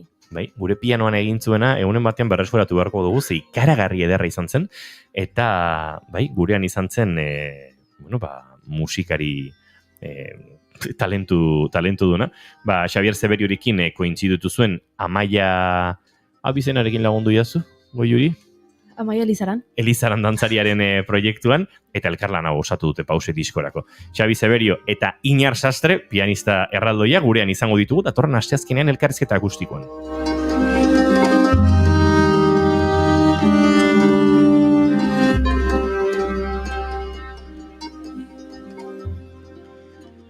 Andoni Mateos, ari gara National Geographicek duela aste batzuk, argitaratu zituen notizia edo adierazpen hoiekin, munduko herririk ederrena hemen dago, edo hau da, edo beste hau da, eta tartean, fokoa Euskal Herrian, esan dugu berriz ere, Euskal Autonomia Erkidegoan jarri zutela, eta horrek sortu zuen alako, ez da gitze, benetan, nola? Ze gertatzen da hemen, ez da? Gure herria oso ederra da, gure herria diodanean Euskal Herria zari naiz, gure herriak oso ederrak dira, norberak maite ditu bereak, batzuk besteak baino ederragoak izango dira, objektibizatu daiteke akaso zerbait, baina gero hor badago oso espazio subjetiboa, baina bota dute, eta ez da gizte gertatzen den hor. Kuriosoa. Eta objektibotasuna, bueno, bai, bat igual guztuko zaio, hiri industrializatu bat, beste bati hiri ez dakit aldezar polita daukana, bueno, metropoli bat, herritxiki bat. Dekadentziari edertasun estetiko bat topatzen diogun jendea bagaude. Nire gustatzen zaite, industria zarra eta pixka. Paisajistika maite dugunok ere bai, batzutan dena dugu maite ez, netzat izan daitezke oso ederrak, oso ezberdinak diren herriak, guretzat oso kulturalki talka handia sortzen zaigu esango nuke, ez dakit estatu batuetara jo eta aldezarrik gabeko herri eta hiriak topatzen ditugunean, ez? Non dago hemen bihotza, ez? Herriaren bihotza guk ala sentitzen dugu, adokinean eta han ez egote hortan sentitzen dugu batzutan, hiri herriak nahiko impersonalak direla, baina gero ez dakit, Chicago edo New York bezalako hiriak oso ederrak izan daitezke. Nola antolatu daiteke hiri bat aldezarri gabe? Nun hasten da herria, ez? Nun hasten da, hoi da, ez dakit... Bueno, eta gainera, Old Town deitzen diote. Eguna otordu huri gabe antolatza bezala, ez? Zuk egiten dituzu gauzak edo bazkaldu horretik edo bazkaldu ondoren, baina bazkariak markatzen dizu... Edo bigarren kafearen aurretik eta ondoren. Eta ondoren. Eta orduan, hiriak eta eraikitzeko, alde zarra eta horren inguruan, Bueno, Old Town pentsatzen dut Britaniarrek ara eramandako kontzeptu bat izango dela, kolonoa dela, Old Town kontzeptua, dagoeneko... Horretik leko eskotan downtown esaten dute. Downtown esaten dute, bai. Eta Old Town esaten badakitelako old gutxi dagoela. Bueno, baina azkenen, bakoitzak bizitzen tokin, bizitzen du bere herria modun baten edo besten. Egia da, daukabla joera balioesteko gurea ez dan beste toki bat, izan herriska txiki bat, hiria handi bat, baina, baita ere eskertu behar da igual, National Geographicek, intentzio konkretu batekin inbalin badu ere, izan ekonomikoa berdin dite, o politikoa igual dit, behintzat balioesteko balio dula. Hau da, zabaltzeko eta jendeak aldizkari hori hartzen dunen, edo web horrein sartzen danen, gure lurraldeaz jakiteko, eta, Hondarribi izan, Getari izan, Tolosa, berdin dit, aipatzen dituzten herri desberdin horiek, nolabait mundura zabaltzeko. Albiste hau egia da, atera dela National Geographic Espainiako aldizkari nagusian, ez dela aldizkari internazional horretan atera, hortaz, batzutan uste dugu National Geographic jartzen duelako mundu guztian irakurriko dutela, Hondarribi dela munduko herri politena, ez eskala txikigoa da, baina, nik behintzat hor, nolabait garrantzi pixkat ematen diot, ez? Difunditzeko modu bat badala, baina pixkat letra txikiari ere begiratu bertzaiola. Azkenen, atzetik interes bat egon daitekelako, eta jakinda, eta jasiran aipatu duen bezala, nola elkarte honek dauken dimentsioa oso handia dan, jende asko mugitzen dula, eta azkenen turismo herramienta bat gehiago bihurtu dala, zientzia edo benetan hezkuntza herramienta bat baino gehiago. Orduan horreke nolabait atzetik badauka presio edo lotura politiko bat agian izan daiteke. Hala ere, ez da egite, edertasun horietan batzuk nahiko evidenteak dira, ez? Jarra dituzte hor zerrenda, ez da egite, esan da bezala, ez? Lekeitio, Getaria, Hondarribia, Tolosa, Aiarako Arana, edo Aiara Arana, Araban, banaketan nahiko arraro egiten zaitez. Leku bako itzetik pixka bat. Badago netzako lurraldetasunaren hola zea bat. Hiru lurraldeak, ez dugu jakin eta saiatu gara ikertzen, ea jaurlaritzatik, turismo departamentutik, horrelako erosketarik, edo, elkartruke ekonomiko publizitariorik egon den, ez dugu topatzen, galdera hori egin beharko dugu sakonago, baina itxura guztia dauka. Netzako lurraldetasun aztertuta lehenengo autonomia erkidegoa gara mugatzen dalako. Lurralde historiko bakoitzeko badagoelako behintzat bat. Arabak badu bat, Bizkaiak badu bat, eta Gipuzkoak baditu 3. Enuke esango nik Gipuzkoak gaitzakia gehiago ematen dizkigu. Nik 3 leku eder topatzeko, Araba edo Bizkaian bakarra hauzteko. Ez dakit behin arraro xamarra. Nexius badaukat horrekin. Nexius badaukat? Nexius. Nik esango nuke nola Disneyek erosidula, National Geographic eta hori, seguro katzaite daula, eta leizter ikusiko dugu, Koko pelikula bezala euskal mitologiarekin lotuta Disneyek produzituta. Hor botatzea. Etzan txarra izango, Ojo, kuidau. Ez egit, ikertzen jarraitu beharko dugu, ea ze gertatu den hor, baina, Ez dakit, nik xelebre xamari guztien dut. Gaur pixka bitxia bada, abuztu bukaeran aipatzen dituzu, Tolosa dela, Euskadiko lurralde herririk politena, baina hortikan astetxo batzuta, baten beste zerrenda datatzen dut, esaten zu, hain Tolosa dela 5. eta Hondarribia dela lehenengoa. Nola, nondik heltzen da hori? Hau da, ezin dezu hain azkar iritziz aldatu egia da, eta esan dugun bezala, subjetiboa dela. Baina, ostra, turismo publizitario horretik nik uste gehiago tiratzen dula honek, benetan izan daitekena baino. Eta urrengo galdera da, ea benetan hau onuragarria den, edo zer sortzen duen guan, ez? Bai, esan duten bezala, National Geographicek hau zabaltzea nolabait positibo izan daiteke, bai, jendak ezagutu dezakelako, baina benetan herriek zerbait irabazten dute honekin, turistak etortzen dira eta diru uzten dute horrelako argitalpenak egin ondoren, datu ere bilatza agian interesgarria izango zen. Ni pentsatu nahi dut, agian lurralde turismoa, hau da, EAE barruko edo Euskal Herri barruko turisten mugimendu bat, bai, gertatu daitekela, hau da, baten sare sozialetan ikusi dezu, esan zoi, nahi inoizeon Hondarribin. Ez? Bizkaitar batek, edo Arabako batek, edo Nafar batek, edo berdin dit, Ipar Euskal Herriko norbaitek, esateu, jungo naiz, aste buru pasa eta ezagutuko dut. Izan daiteke reklamo txiki bat, baina benetan potentea, nik uste beste lanketa bat egin behar dela, benetan lurraldeko toki batzuk eta herri batzuk ezagutzeko lurralde garapenetik datorrena, eta benetan bertako herritarrei onura egingo diena, bertako komertzioari, bertako dinamika ekonomiko, sozioekonomikoari. Akaso, inbarko dugu, maingururen bat ere turismoaren aferarekin, ez?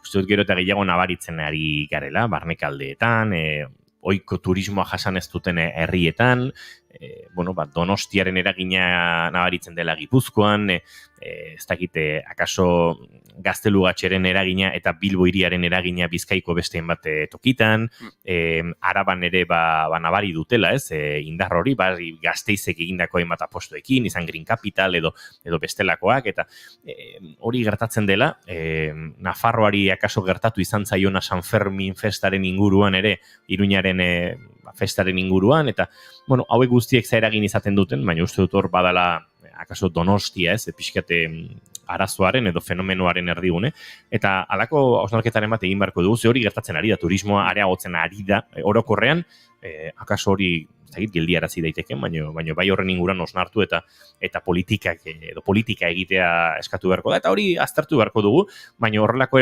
notiziek, horrelako publikazioek ere ziur sortuko dutela, halako eragina, eta zalantza asko, benetan hau positiboa den edo ez den edo zarren ez. Bai, adibidez, Araban fenomenonek nahiko eragin aukidu, hau da, beti Gasteiz, ez da, Gasteizeko alde zaharra saldu da, Green Capital izan zanen baita ere Gasteiz bisitatzea, baina Arabako gainontzeko herri txikiak despopulatzen ari dira, bertan ez da hori inbertsio ekonomikorik, ez dare, lehenengo eta bigarren sektorei eta hirugarren sektorei zuzendutako aktivitaterik, ze protagonismo guztia Gasteizek eraman du. Hortaz, argitalpen honetan, aiarako inguruaz ari dira, nolabait, pixkat indarraren martzaialako gainontzeko herri txikiri, nik zerrakit kafeteri bat jartzeko, edo zer histori bertan kokatzeko, ze politia izan daiteke, edo behintzat interes leku bat da. Eta horrela, pixkat, lurralde guztia eraikitzen jun, eta ez epizentro nagusi bat, izan Bilbo, izan Donostia, izan Gasteiz, izan Iruña, berdin dit, baizik eta herri txikiak ere pixkat, baien independentzio hortara jotzera.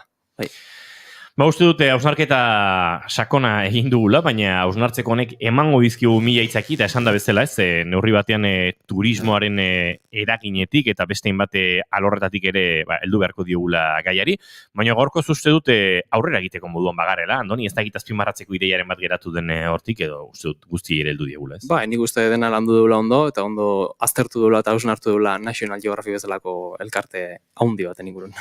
Andoni Mateos Cabero, eskerrik asko, eta aste pare batean berriz ere elkar ikusiko dugu. Eskerrik asko zuei.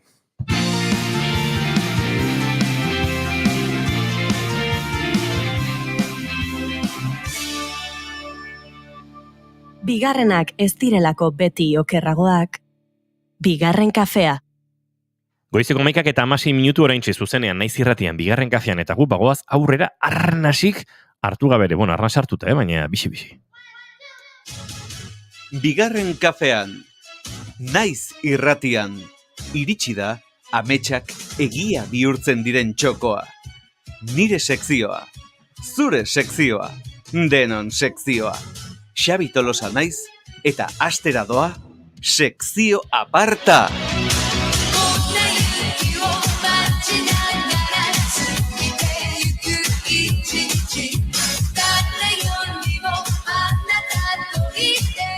Madrilera goaz zuzenean, Xabi Tolosa egunon eta ongi etorri, oraintxe musika itzaltzen balin badut hobeto entzungo zaitu noski, orain bai, egunon eta ongi etorri, Xabi. Egunon denoi, egunon, aspaldiko. Bai, sentsazioa hilabeteak pasa direla zu entzun eta ikusi gabe, eta ez da inbeste pasa, baina. Ez, baina, faltan botatzen hau zuen, eta mentxenago berri ze. Aizua, justo antxe Green Capital eta komentatu dezuela, bakizu hemen Madrilen ere jarri zutela, ez da asmatu zuten saria, Green Capital egiteko, ordendu zuten saria lortzeko, berez bat ere green ez dauka, eta meme moduan izan zen, jarri zutela Madrid Green Capitalen kartel moduko bat, eta, kartela baino gehiago, eskulturatxo bat, eta berde izateko ordez kasi marroia zen. Osea, kutsaduraren gatik eta nola zegoen, nola marroituta. Osea, zen metafora polita. Mesedez, hola ezin da. Baina, alde bat eutziko jo, hemen korresponsalkeritan nahi naiz, beti bezala, zemuzuek porai, ondo? Ondo, Euskal Herrian dena beretok. Euria iritsi da. Hemen ere bai, hemen ere bai. Itzeare, lautanta bota ditu. Bueno, badira atzo baino lautanta gehiago. Bai, noski, baina bihar baino lautanta gutxiago, akaso? Akaso. Tantaz, pixkana, freskatuko dugu ingurua. Kontua da, esan bezala, hemen korresponsal bezala, orain dela 2 aste elkar ikusi ginen, eta komentatu nizuen nola jongo nintzen ikustera hemengo euskal etxera, inoezen nintzen, bertan izan, eta azalduko nintzela sari banaketa bat ikusteko, sari banaketa baino gehiago, saritu zuten Luis de Zegamako Luis, eta eman ziren Euskaldun xelebrearen saria komentatu nizuen bai, Basko Ilustre saria eman ziren. Eta grazien ziten, ze, klaro, eman zion elkartea izena dute, bintzat erderaz esan zuten haren izena, Real Sociedad Baskongada de Amigos del País. Ara, ze alkurnia duken legurrek. Uste dut hori itzultzeak ez duela merezi. Gure National Geographic, bai. Nik hortan utziko nuke. Kontua iritsi nitzela, aurresku bat egontzan, agur jaunak kontatu ziren. Markatu zai, baina Real Sociedad Baskongada Amigos del Paísek, pixkat Illuminatien elkarte bat dirudi, ez? Bai. Kutsu Illuminati bat, ez? Pixkat bada, badirudi ez dakit 16. mendean edo horrela hasi zirela, eta ordutik mantendute, pixkat, atzuk esaten ez du bezala, identitate hori. Masoiek osatutako elkarte bat. Pixkat, elkarren artean denak horrela, agur sekretuak eta dauzkate, eta horrela. Eta horregatik ni... Agur jaunak daukate agur sekretu bezala. Agur jaunak, batez ere jaunak zirelako, jaun asko zeuden bertan. Emakume gutxi bertan. Bai, gutxi. Bat emat bai, baina, betikoa. Badakizue, nahita jarrita igual pixkatola irudikapena zehatzeko. Kontua da, nik nola agur sekretua enekin, ane honintzen ospakizun guztian, ez dakit ordu, eta pasatxo izketan egon ziren, eta Luisei buruz, eta, elkarteari buruz, eta gero afaltzea juntzea, baina hortara bai nindutela gonbidatu. Así que, bai. Saiatu naiz nire lana ondo egiten, baina badakizu hemen kazetaritza arrisku kazetaritza baditu bere. Badakigu ikerketa kazetaritzak Xabi horrelako egoerak ekartzen dituela. Eta zu zara lehen lerroan, baina lehen lerroak ere badu gero lerro atzetik dagoen hori, eta ikerketa hortan datza, lasai, ulertzen dugu, Xabi, hemendik empatia adierazi nahi dizugu, ikerketa babesa, eta bai, empatia adierazi nahi dizugu, jakin badakigulako ofizio zail nekez eta arriskutsua dela ikerketa kazetaritzarena, beraz, alde hortatik, lasai, zu ondo zaudela, esan emozionalki ondo zaude, Xabi? Bai, txukun, zergatik aldera hona. Ez, nola ez dizuen afaltzera uste joaten utzi, bai, ez dakit horrek, ez dakit sortzen duelako alako ezin egona, edo... Bai, desegona edo badago. Lasai, noizbait, Badakizue, sekzio partaren jarritzaileak mitologia hemen dago, Inigo Antxe Aizaio Goiuri botatzen sekulako dardoa, beti gogoratzen dalako nola etorri ziren honea Madrilea, faltzea joinen eta bea etzen etorri. Orduan, bueno, ja, badakizue, broma rekurrentea dira, baina sekzio apartaren jarraitzaileak ja ondo ezagutzen dituzue, ze hori esaten joan, bai, lanbide zaila da, arriskutsua da, baina aldi berean gero errekonpensa handiak daude. Eta hori da, entzulek ze maitasuna konpartitzen duten nerekin. Bai ba! Ui, ama.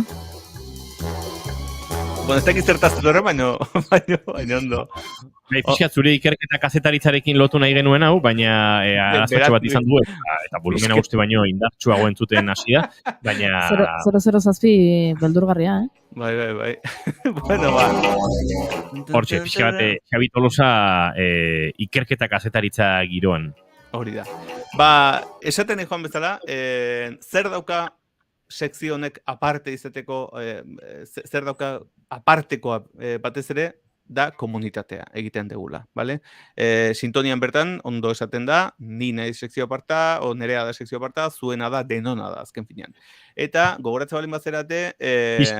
Ogasuna bezera, Xabi? Bai, azken finean, denok gara, ogasuna? Denona artean, ez? Bai, gora, hacienda todos, somos todos ura, ez? Bai. Sekzio aparta dena gara, ogasuna bezala. Deno gara. Eta, batez ere zuek, entzulen maiteok, gainera askotan, bueno, askok idatzi didazue, elbide elektronikora, gogoratu, sekzio aparta abildua xabitolosa.com. Bueno, batek baino gehiagok idatzi dit, baino batetaz itzengo dut gaur, ze besteak ez dira hain beresiak. Errusiar neska batek idatzi dit, Senar Bila, zokan itxura txarra, baina ni ezkonduta nago, beraz, hortan ezin du ez egin. Beste batek ere idatzi ziten, nire, eskiztakit hau, irratien esan daiteken, zakila esan daiteke? Barkatu? Pitilina, bai, zakila. Noski esan daitekela, baina... Bueno. Baina segartu zakilarekin, idatzi dizue? Ea, handiagoan nahi ote dudan. Eskaini dizue?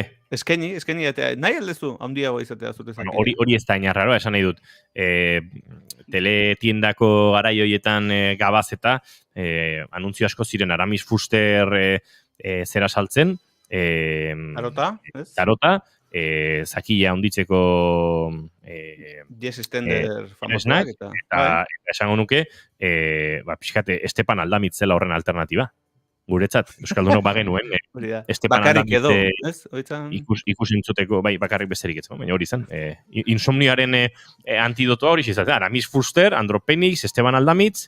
Ez que, a ber, sekzioa aparta izena du sekzioak, eta apartekoa behar du izan zakilak. Vale, apartekoa. Bueno, nik ez dut erantzun, ze nik gustora nago, daukan tamainarekin, ez da beste munduko ezer, baina, bueno, funtzionatzen. Hori denok esaten dugu. Bai, hori denok esaten dugu. Eta, baino, beste bat dago, mezutxo bat, ilusio eskin ditela, ze gaina, justo, tema ateratzeko balio izan dit.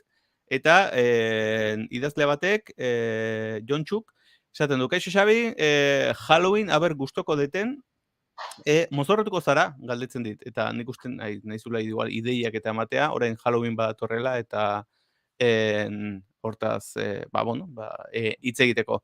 Bueno, Halloween, ni hemen Madrien egia esan pixkat bai nabari dala kalabazak eta inguruan ikusi ditutelako, apaingarriak eta horrela. Han, gau beltza edo nola daukazue, nola funtzionatzen du orain, Halloweenek? Gau beltza, ez? Gau beltza.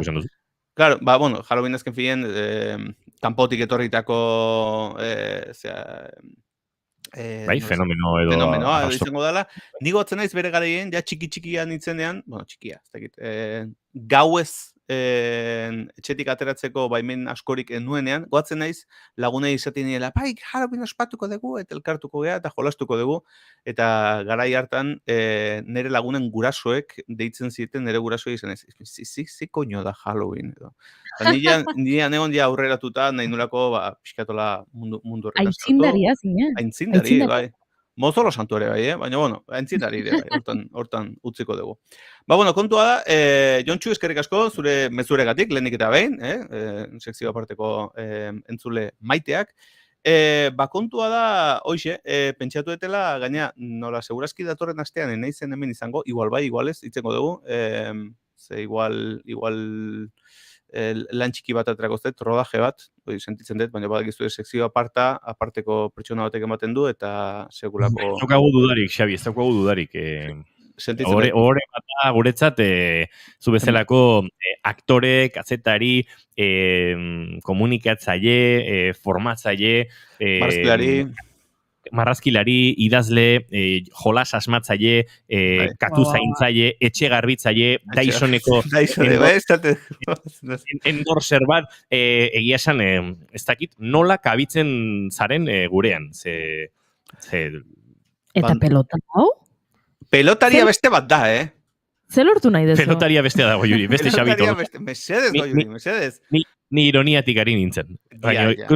Ikusten dut ez dela nabaritu. Ez, nik pentsatzen nuen, benetan nahi zinela Xabitolosak gora ipatzen, eta iruditu zait, ordainetan zerbait nahi zenuela. Urrengoa jarriko dut karteltxo bat, ironia, nolako zerbait. Zuk mai harrapatu duzu ironia, ez da? Ba, pixkat bai, baina peloteo baita. Baita? Eskerrik asko mai, eskerrik asko. Tyson xurgatzailearen endorser eta katu zaintzaile dela tipo bat esateak horrek... Oiona da? Oiona da. Horrek esan nahi du zaindu etxea garbitzen detela. Katuak maite ez ditugu nontzako, katu zaintzaile bat ez da ona. Jo, azte txakurra. Zergatik ez dituzu katuak maite? Gauza bada, ez duzuzuk etxean katurik eduki nahi, baina ez esan...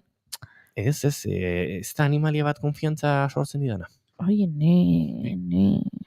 Beti berdin, beti badugu zerbait. Olako zate. Bueno, ba, kontua doixe, ez dakit horrenik datorren astean egongo naizen odez, baina anekdotak seguro lortuko ditutela, ze rodajeetan beti horrelako anekdota interesgarriak izaten dira.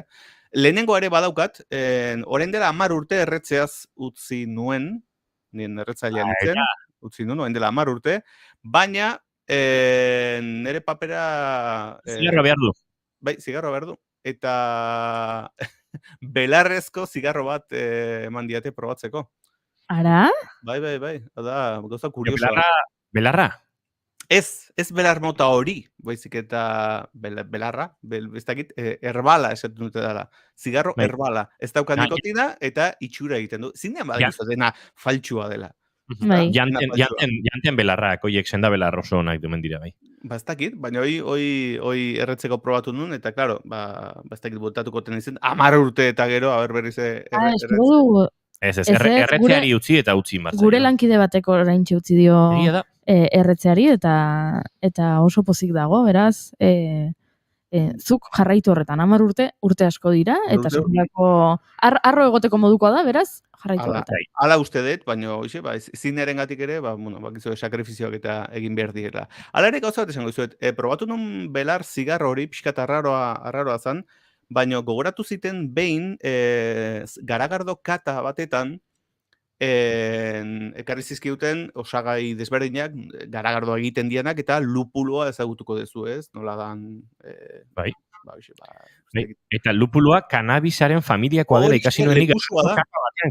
Eta errenik askotan. Bai, ipa zerbezari nik kanabis zapore hartzen nion. Nik pixkat, Maria zaporea dauka.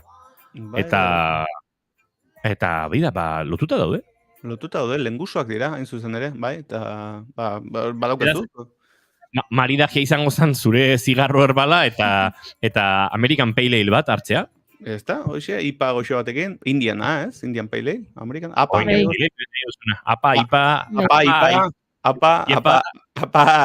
IPA. Listo, neko da, mesedez. Bai, Xabi, segi da. Aspaldiko kontua da hori, aktorek beti papera askatzen ari dieta. Bai, egin pasatzen egun... Isilik zera makin demora asko, baina itzin dunean... Hortxe. Ez da intxarra, nik behin nire kuadriako batek egintzun Donostian eta oso nahi iruditu zitzaidan, etorri zaion bat eskuarekin keinua egiten, badakizue eskuola vertikal jarrita eta pixkata astinduta ez, baukuzu baina gaztelera esan zion, tienes papel, baukuzu papela esan zion. Zunei, almodobar itxura hartzen diazu, ze.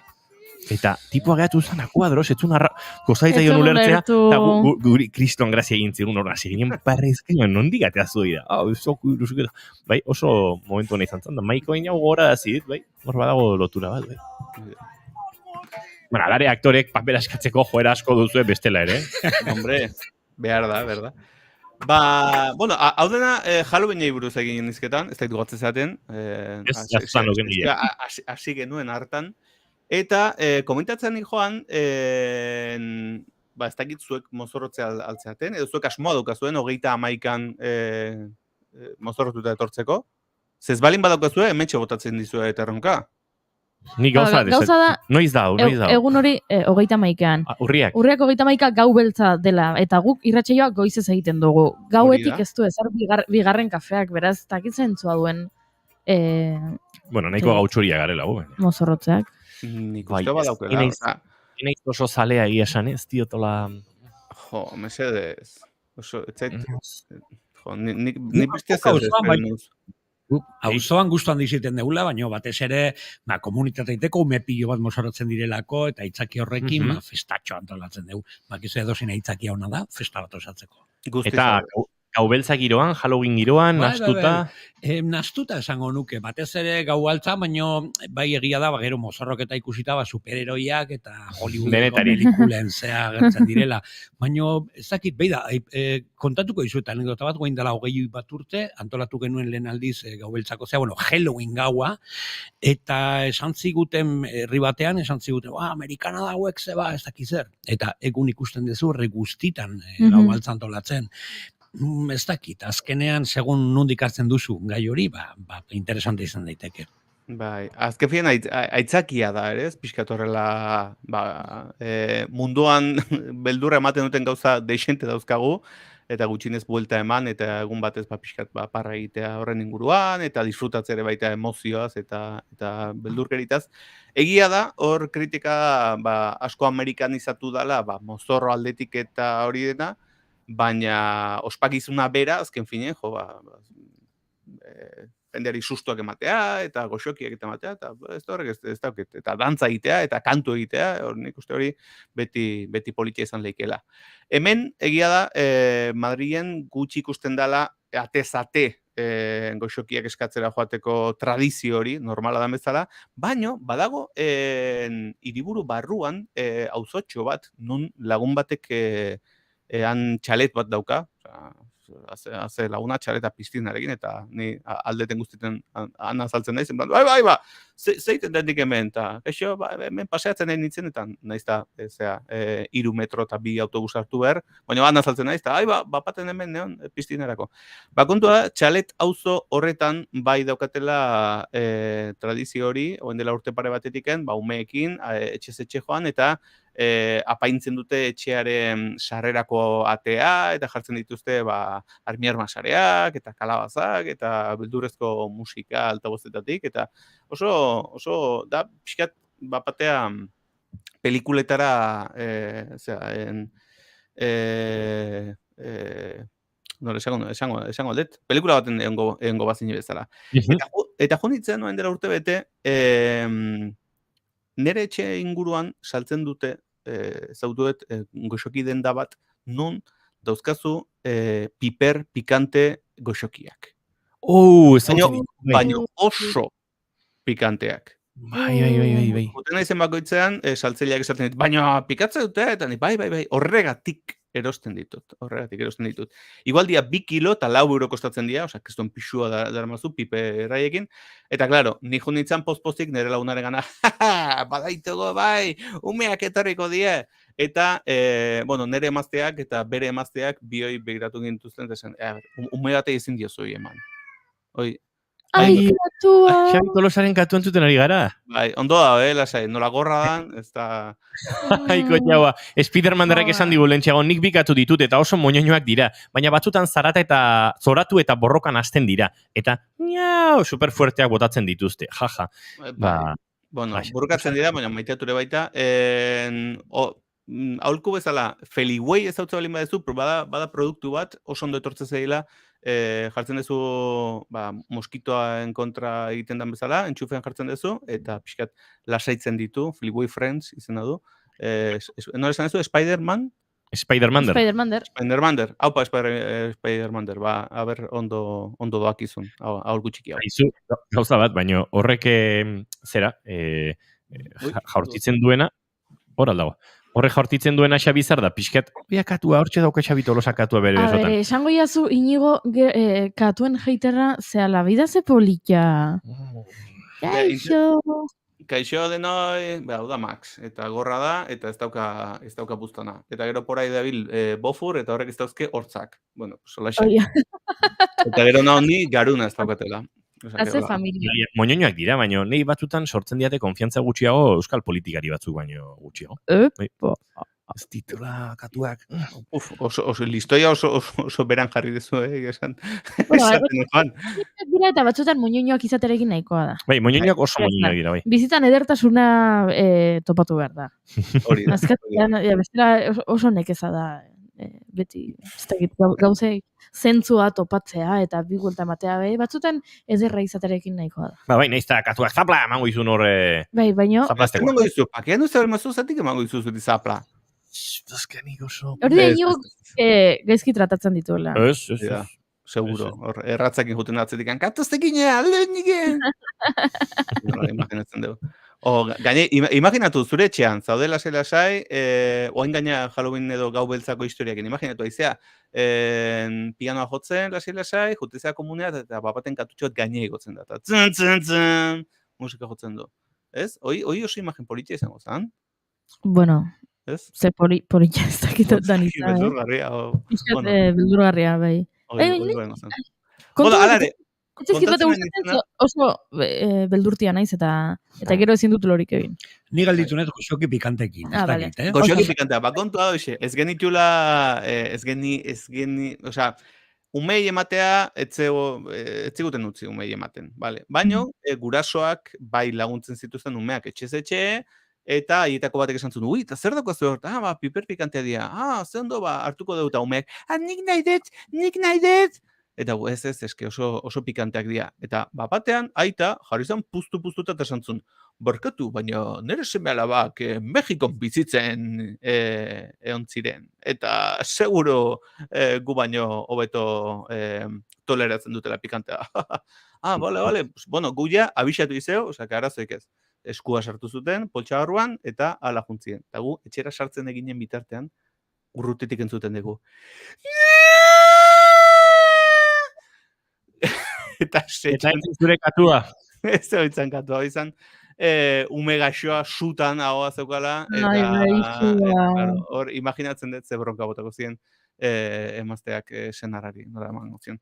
Eta bueno, hoxe, hoi da nire anekdota kutrea gaurkoa, hoi kontatzen joan, beste aipamen bat egiten joan Halloweenei buruz, eta da iaz lortu nuela inoiz jantzi deten mozorrorik beldurgarriena. Epa. Bai. Zein da? Iaz mozorrotu nintzen. Hor da jarri du tensio baineko. Real Dekretu Legislatibo 2/2015ko 51 garen artikuluaz. Hori ez! Bai. Beldurgarria. Uste dut beste batean kontatu barko diguzula nolakoa zen mozorro hori. Bieliko izu, jarri nabli mozorla interneten. Bai, hori izan zen kontua. Bueno, norbaitek ez bali badaki, munduztia jakin barko luke, Real Dekretu Legislatibo 2/2015 da langileen estatutua. Eta langileen estatutuko 51 garen artikuluak despidio kolektiboari buruz hitz egiten du. Eta hain zuzen ere, iaz nire institutoan alako despidio kolektiboa jasan genuen, eta hortxe junditzen inoiz jantzi deten mozorro beldurgarrienarekin, benetan. Horrexegatik, munduak beldur gehiegi ematen duelako, arazo individualetatik globalera, alkilerra, prekarietatea, intolerantzia, Palestina, emergentzia klimatikoa, beldurrezko fantasia txoro hauek babesleku onak dira. Eta Xabi Tolosak gomendio badauka entzulen artean rol jokalarirek balego. Bai, horixe, komentatu nintzen. Ez dakit, zuek rollo jokuren batean edo jolastu duzuen, edo jolasten dezuen, ez dakit entzulen artean, badagoen baten bat, baina hemen daukat nire gomendioa, eta da 10 Candles jokoa, 10 kandela, oso joku politia da, ze jolasten da zure gela, edo egon gelan denak mai inguruan ezarrita, imaginatu 5 lagun balin bazeate, eta zuzendaria, edo 4 lagun, eta zuzendaria, gutxi gora bera, ez dakit jokatu duzuen. Nik hemen ideia botatzen dizuet, noizbait, Tolosara joten izen batean, igual nahi olen bazue, sekzio apartan daukagu rol estena txiki bat jokatzea, zuekin. Egin genezake. Badakizue, ambientazio desberdina daudela, fantasiazkoak, zientzia fikziozkoak, beldurrezkoak, eta beldurrezkoa da, oain esaten dizueten hau, 10 kandel, izenak dioen bezala, 10 kandelekin jokatzen da, eta oso interesgarria da, ze estena bat bukatzen den bakoitzean, kandela bat itzaltzen da. Eta pixkanaka argiak itzaltzen dijoaz. Extintoreak baditugu, bigarren kafean egurra asko dago kandelekin ibiltzeko, baina tira. Nik ideia hortxe uzten dizuet. 10 kandel, 10 Candles izena du jokoak, eta gainera oso divertigarria ze momentuan sortzen dira zure jokalarien fitxak. Idazten duzu horri batetan, gauza on bat, deskribapen on bat eta deskribapen txar bat, eta ematen diozu bat zure eskubikoari eta bestea zure ezkerrekoari.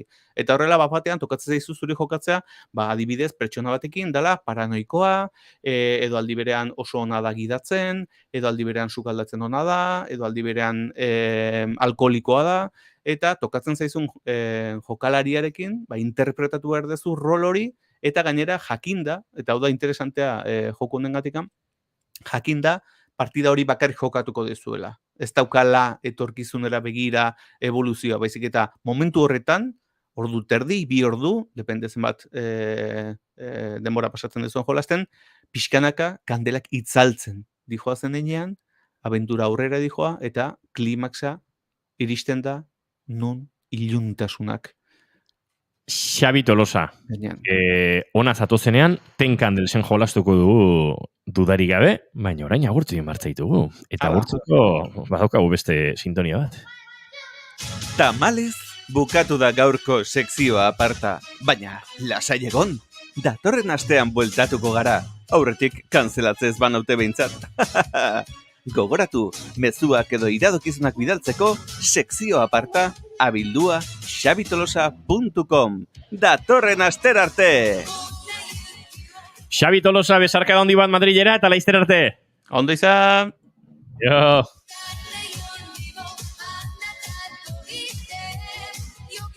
Eta gu bagoaz aurrera eta Madrildik Euskal Herrira, baina berriz ere saltoka ibiliko gara hemen.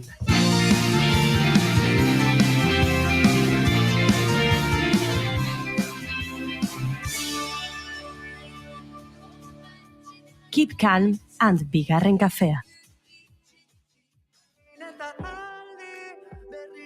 Goizeko 11:40 minutu dira eta esan da bezala, guk ere urrengo gonbidatua aurkeztu behar dizuegu segituan, baina horretarako ere musika berezia aukeratu dugu, hemen bigarren kafean gertatu zen.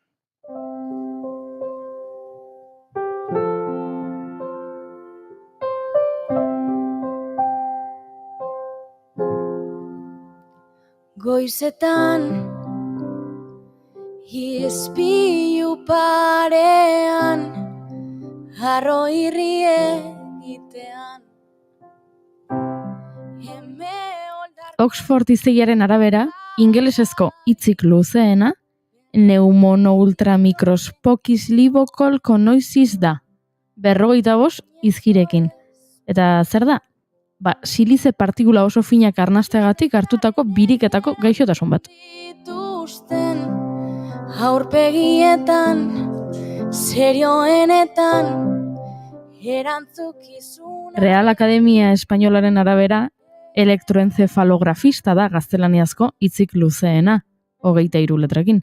Hau da, elektroenzefalografian espezialitatutako pertsona, garun azaleko deskarga elektrikoen miaketa neurofisiologikoan egiten diren grafikoak nola lortu eta interpretatu aztertzen duen medikuntzaren adarra. Irintzietan ahots korden kontzientzietan. Eta euskaraz, zein da hitzik luzeena? Ba nik esango nuke Himalaia jabaka puta diziburrina dela.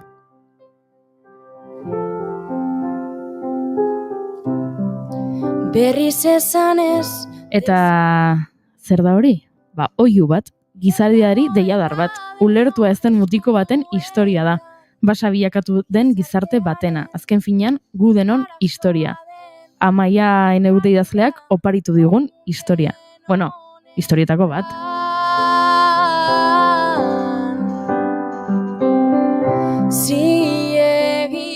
Ze beste histori batzuk dira, adibidez, Panso, Otxo gozetua, Iruxerri txipi, Otxo axeri eta untzak, Altxali, Lapiñu, Lili... Literatura maite duela, esan dezakegu. Eta horregatik, buru belarri dabil, ikusi mikusi azokan murgilduta. Eta zer da ikusten duguna? Ba azoka bat, haur eta gaztei zuzendurikoa. Eta guztiz interesgarria. Honen azken puntuetan zilegi diren beldurretan.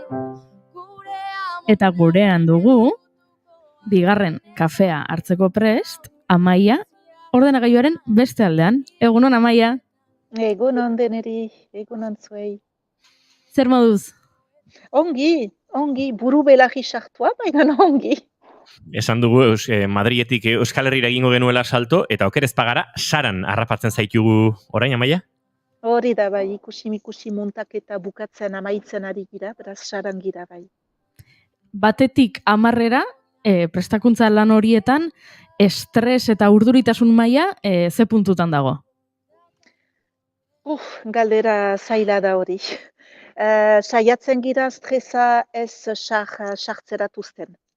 Hora, atzo adibidez, aiziak urratu dizkigu bikarpa, beraz plan guztia hankaz gora bota digu, eta, hartzen dugu heldu den bezala, lasaitasunarekin, eta aurre egiten dugu, badugu, taldean erraiten dugu, beti bada aterabide bat, batzutan ez da pentsatuak ginoena, beran beti bada, beraz joa intzina, beraz saiatzen gira estresatzen ez. Egunon, Amaia. Egunon. Ez banago 3. edizioa, ospatuko da hortzua. Nola sortu zen beharra, horrelako haur eta gazte literatura azoka sortzeko? Sortu zen uste dut Galtzagorri elkarteko lehendakaria izan nintzen, eta garaian, eta urten ere berba joanen gira, urte guziz joaiten giren Parisera, Montreuilerat, eta Montreuilen dago haur eta gazte literatura azoka mundiala, internazionala, munduko importanteena.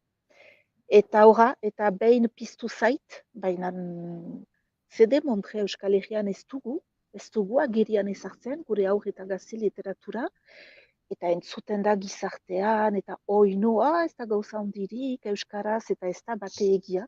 Eta beraz ideia bota nuen, ea izan zenez Euskal Herrian, ez da behin izan, eta juntatu gira, Galtzagorri elkartean, ere konpainia iparaldean, argitaletxe bat Nafarroan, eskualdeko laguntza lortu ginuen, horiek mugaz gaindiko proiektuak laguntzen dituzte, eta sortu ginuen Euskal Herri osoa batzen duen haur eta gazte literatura azoka. Ezakit, leheno sarreran aipatu dugu, gaur Itziar Zubizarretaen urteak direla, Galtzagorra aipatu duzula, eta guratu naiz Itziarren urteak direla. Ni egon nintzen pasaren urtean horre ikusin, gustu handiz, eta sorpresa izugarri politartu nuen hainbeste kontalariekin elkartu nintzela. Bantxe ziren, Jose Mari Carrere, Beia Ñorga, Mireia Delgado, Isabel Millet, eta beste asko topagune ere bihurtzen ari dela. Bai, hau da gure helburua da haur eta gazte literatura euskal ardatz kultura hau agerian plazarat ezartzea, eta plazarat ezartzeko ez da bakarrik oso ongi da, argitaletxeak hor dira liburuak salgai ezartzen, eta azpimarratu nahi dut euskara hutsean diren liburuak hartzen ditugula guk. Beraz hori bikaina da, baina ez da bakarrik hori. Da zuaitz bat bezala, pilaka adar baditu. Eta zuaitzo hau plazera da. Beraz, aurrak eta publikoak plazera hartu behar du, liburuari esker, beraz, plazera hartzeko pilaka manera badira, edo liburuan murgiltzen zira, edo kontaketa bat entzuten duzu, edo ikuskizun bat ikusten duzu, edo entzuten duzu idazle ilustratzaile bat bere liburuaz mintzatzen eta pasionatua, eta beraz, adar guzti horiek zabaldu nahi ditugu. Horregatik aurten baitugu 60 proposamen artistiko liburuaren inguruan.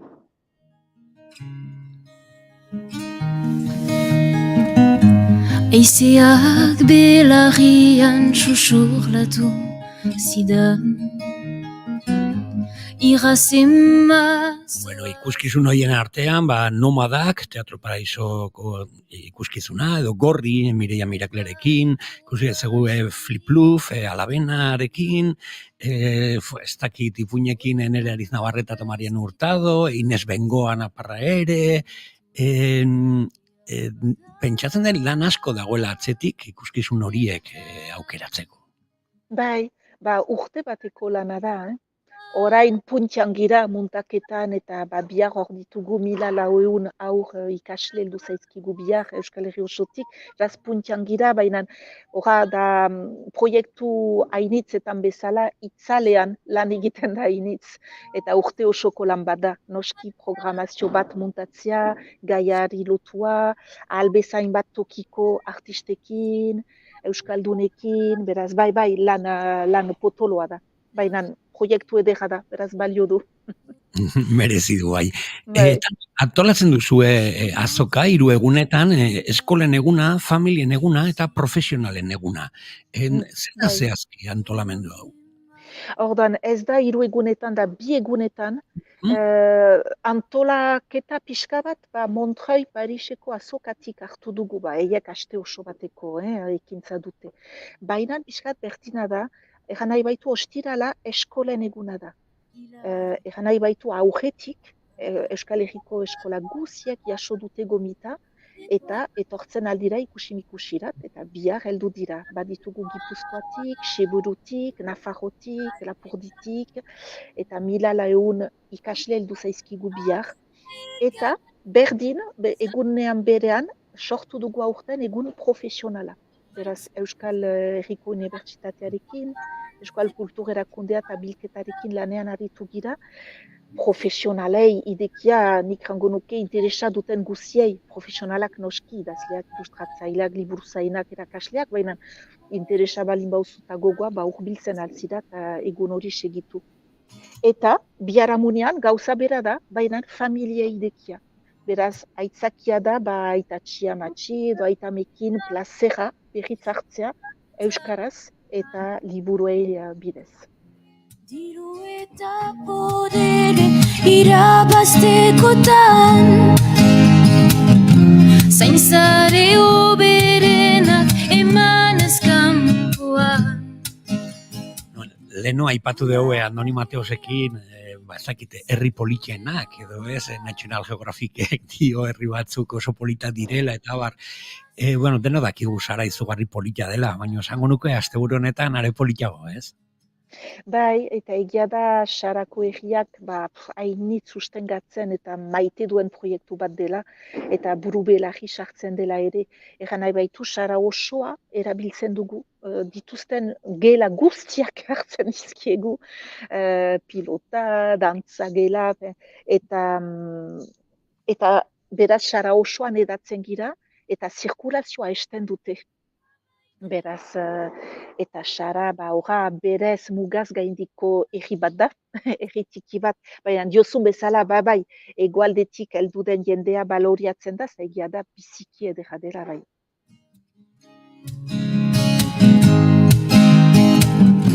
Gure aurrean dute sugarretan. Amaian egute, mila esker, animo asko, astebururako. Itzulei esan, ikusimikusi.eus web horrian ikusi ezake, ez dakit, gitarra osoa, tailerrak, ikuskizunak, ponentziak denetatik dagoela argita garbi ikusteko. Ez dakit zer gehiago bota nahi duzunen gonbidapen bat? Gonbidatzen dut jendea urbiltzea, naiz eta ez duten alako loturarik aur eta gazte literaturarekin, jende batzuk, liburuak ez dira hurbildu, eta zatozte jastatzerat denetarik baita. Gainera aur eta gazte literatura nire ustez literatura deitu behar ginuke. Eta helduen literatura deitu behar ginuke, helduen literatura. Aur eta gazte literatura ez da gauza zozo bat aurrendako eskainia alderantzizkoa. Denei mintzo den literatura bat da, obra artistikoak dira. Beraz, zatozte jastatzerat, deskubritzerat, gehituko nuke larun batian, beraz familien egunan, eta ahogira hortaz montatu dugu ninien espazio bat. Beraz, 0-3 urteko aurrentzat, bada espazio berezi bat, Sarako Arzainekin montatu duguna, literatura, ikuskizunak, baina tipi-tipiei zuzenduak. Hara, eta gehituko nukena hori ere gure atxikimendu handia dugu, naiz eta biziki zaila den aurreitia. Eskola egunean, aurten 1400 ikasle heldu zaizkigu, Euskal Herri osotik, bakotsak eskuratuko du bono bat, bono tiki bat, txartel bat, eta bono horrekin nahi duen liburua aukeratuko du, eta beretzat izanen da eta etxerat eramango du. Eta hau da, zinezko uste dut ereinten ditugun hasiak, uste dut sekurako indarra eta garrantzia eta poderea duten hasiak direla horiek. Gurutzatzen ditut lehen ikusi-inpusirat etorri ziren burraso batzuk, erranez, oino nire aurra hoitzen da ikusiz, saraz, oino gordetua du hautatu zuen liburua. Azken finean, umeen dako gehienetan helduek dituzte hautatzen liburuak. Eta hor behingotz, haurrak du hautatzen. Gainera, iparaldean, egualdean ez, baina iparaldean batzuen dako hien lehen euskarazko liburua da. Beraz, ustut ekintza biziki polita dela hori. Ez delako mini gehiegi pentsatzea, eta begira. Hurrengo egunetan beraz izango da gozatzeko moduan, ikusi eta informazio guztia kontatu espadigu ere, behintzat xehetasun batzuk, ekarri dizkigu Amaia Jeneutek, eta agurtu egingo dugu, 1000 esker Amaia guretzat tartetxo hartzeagatik, eguerdiko 12 gainean ditugu, eta guk ere entzuleak agurtu behar ditugu, muxo handi bat sararaino eta gozatu. Bai, mila esker bihotzetik zuei. Ongi izan. Agur. Eta azken minutu honetan, bixi eman behar dizkizuegu, gaur zozketatu ditugun, eta Esk Festen, asteburu honetan, Sestaon izango den Esk Festerako, tartean entzuten ari garen Merina Gris, eta beste hainbat talde izango dituen kontzertu edo jaialdi hontarako, sarrera bikoitz bi, zein dira irabaziak, Goiuri? Jone Ares eta Gaizka Kabeza, edo Kabezaz, ez da iznago ziur. Jone Ares eta Gaizka Kabeza, hola esango dugu. Esango diguzue. Zorionak, harremanetan jarriko gara zuekin, eta sarrerak zuenak izango dira kontatuko diguzue, ea nolako izan den jaialdia bera. Bagoaz segituan, Merina Grisen saiatzen nahi zau gozatuz, Mai Gorostiaga Pozo, plazar bat berriz ere. Plazer bat beti bezala. Datorren ostegunera arte. Bai, ala izango da. Goiuri ez izarandia, zu bihar arte, hementxe izango ditugu Agurtzane Belauntzaran, Unai Elordi, akaso Unai Elordik etorri beharko duz, Agurtzane Belauntzarenek bidaiari peto-peto denak kontatuko digu ume batekin furgonetaz bidaiatzea zer den. Akaso Unai Elordi iriondo etorriko zaio adimen artifizialak ez duelako bere umea zainduko bidaia batean. Bagoaz entzule gauza askotxo izango ditugu bihar, baina orain informazioaren txanda, hemen naiz irratian besarkada bat guztioi, eta bihar arte ondo izan, aio!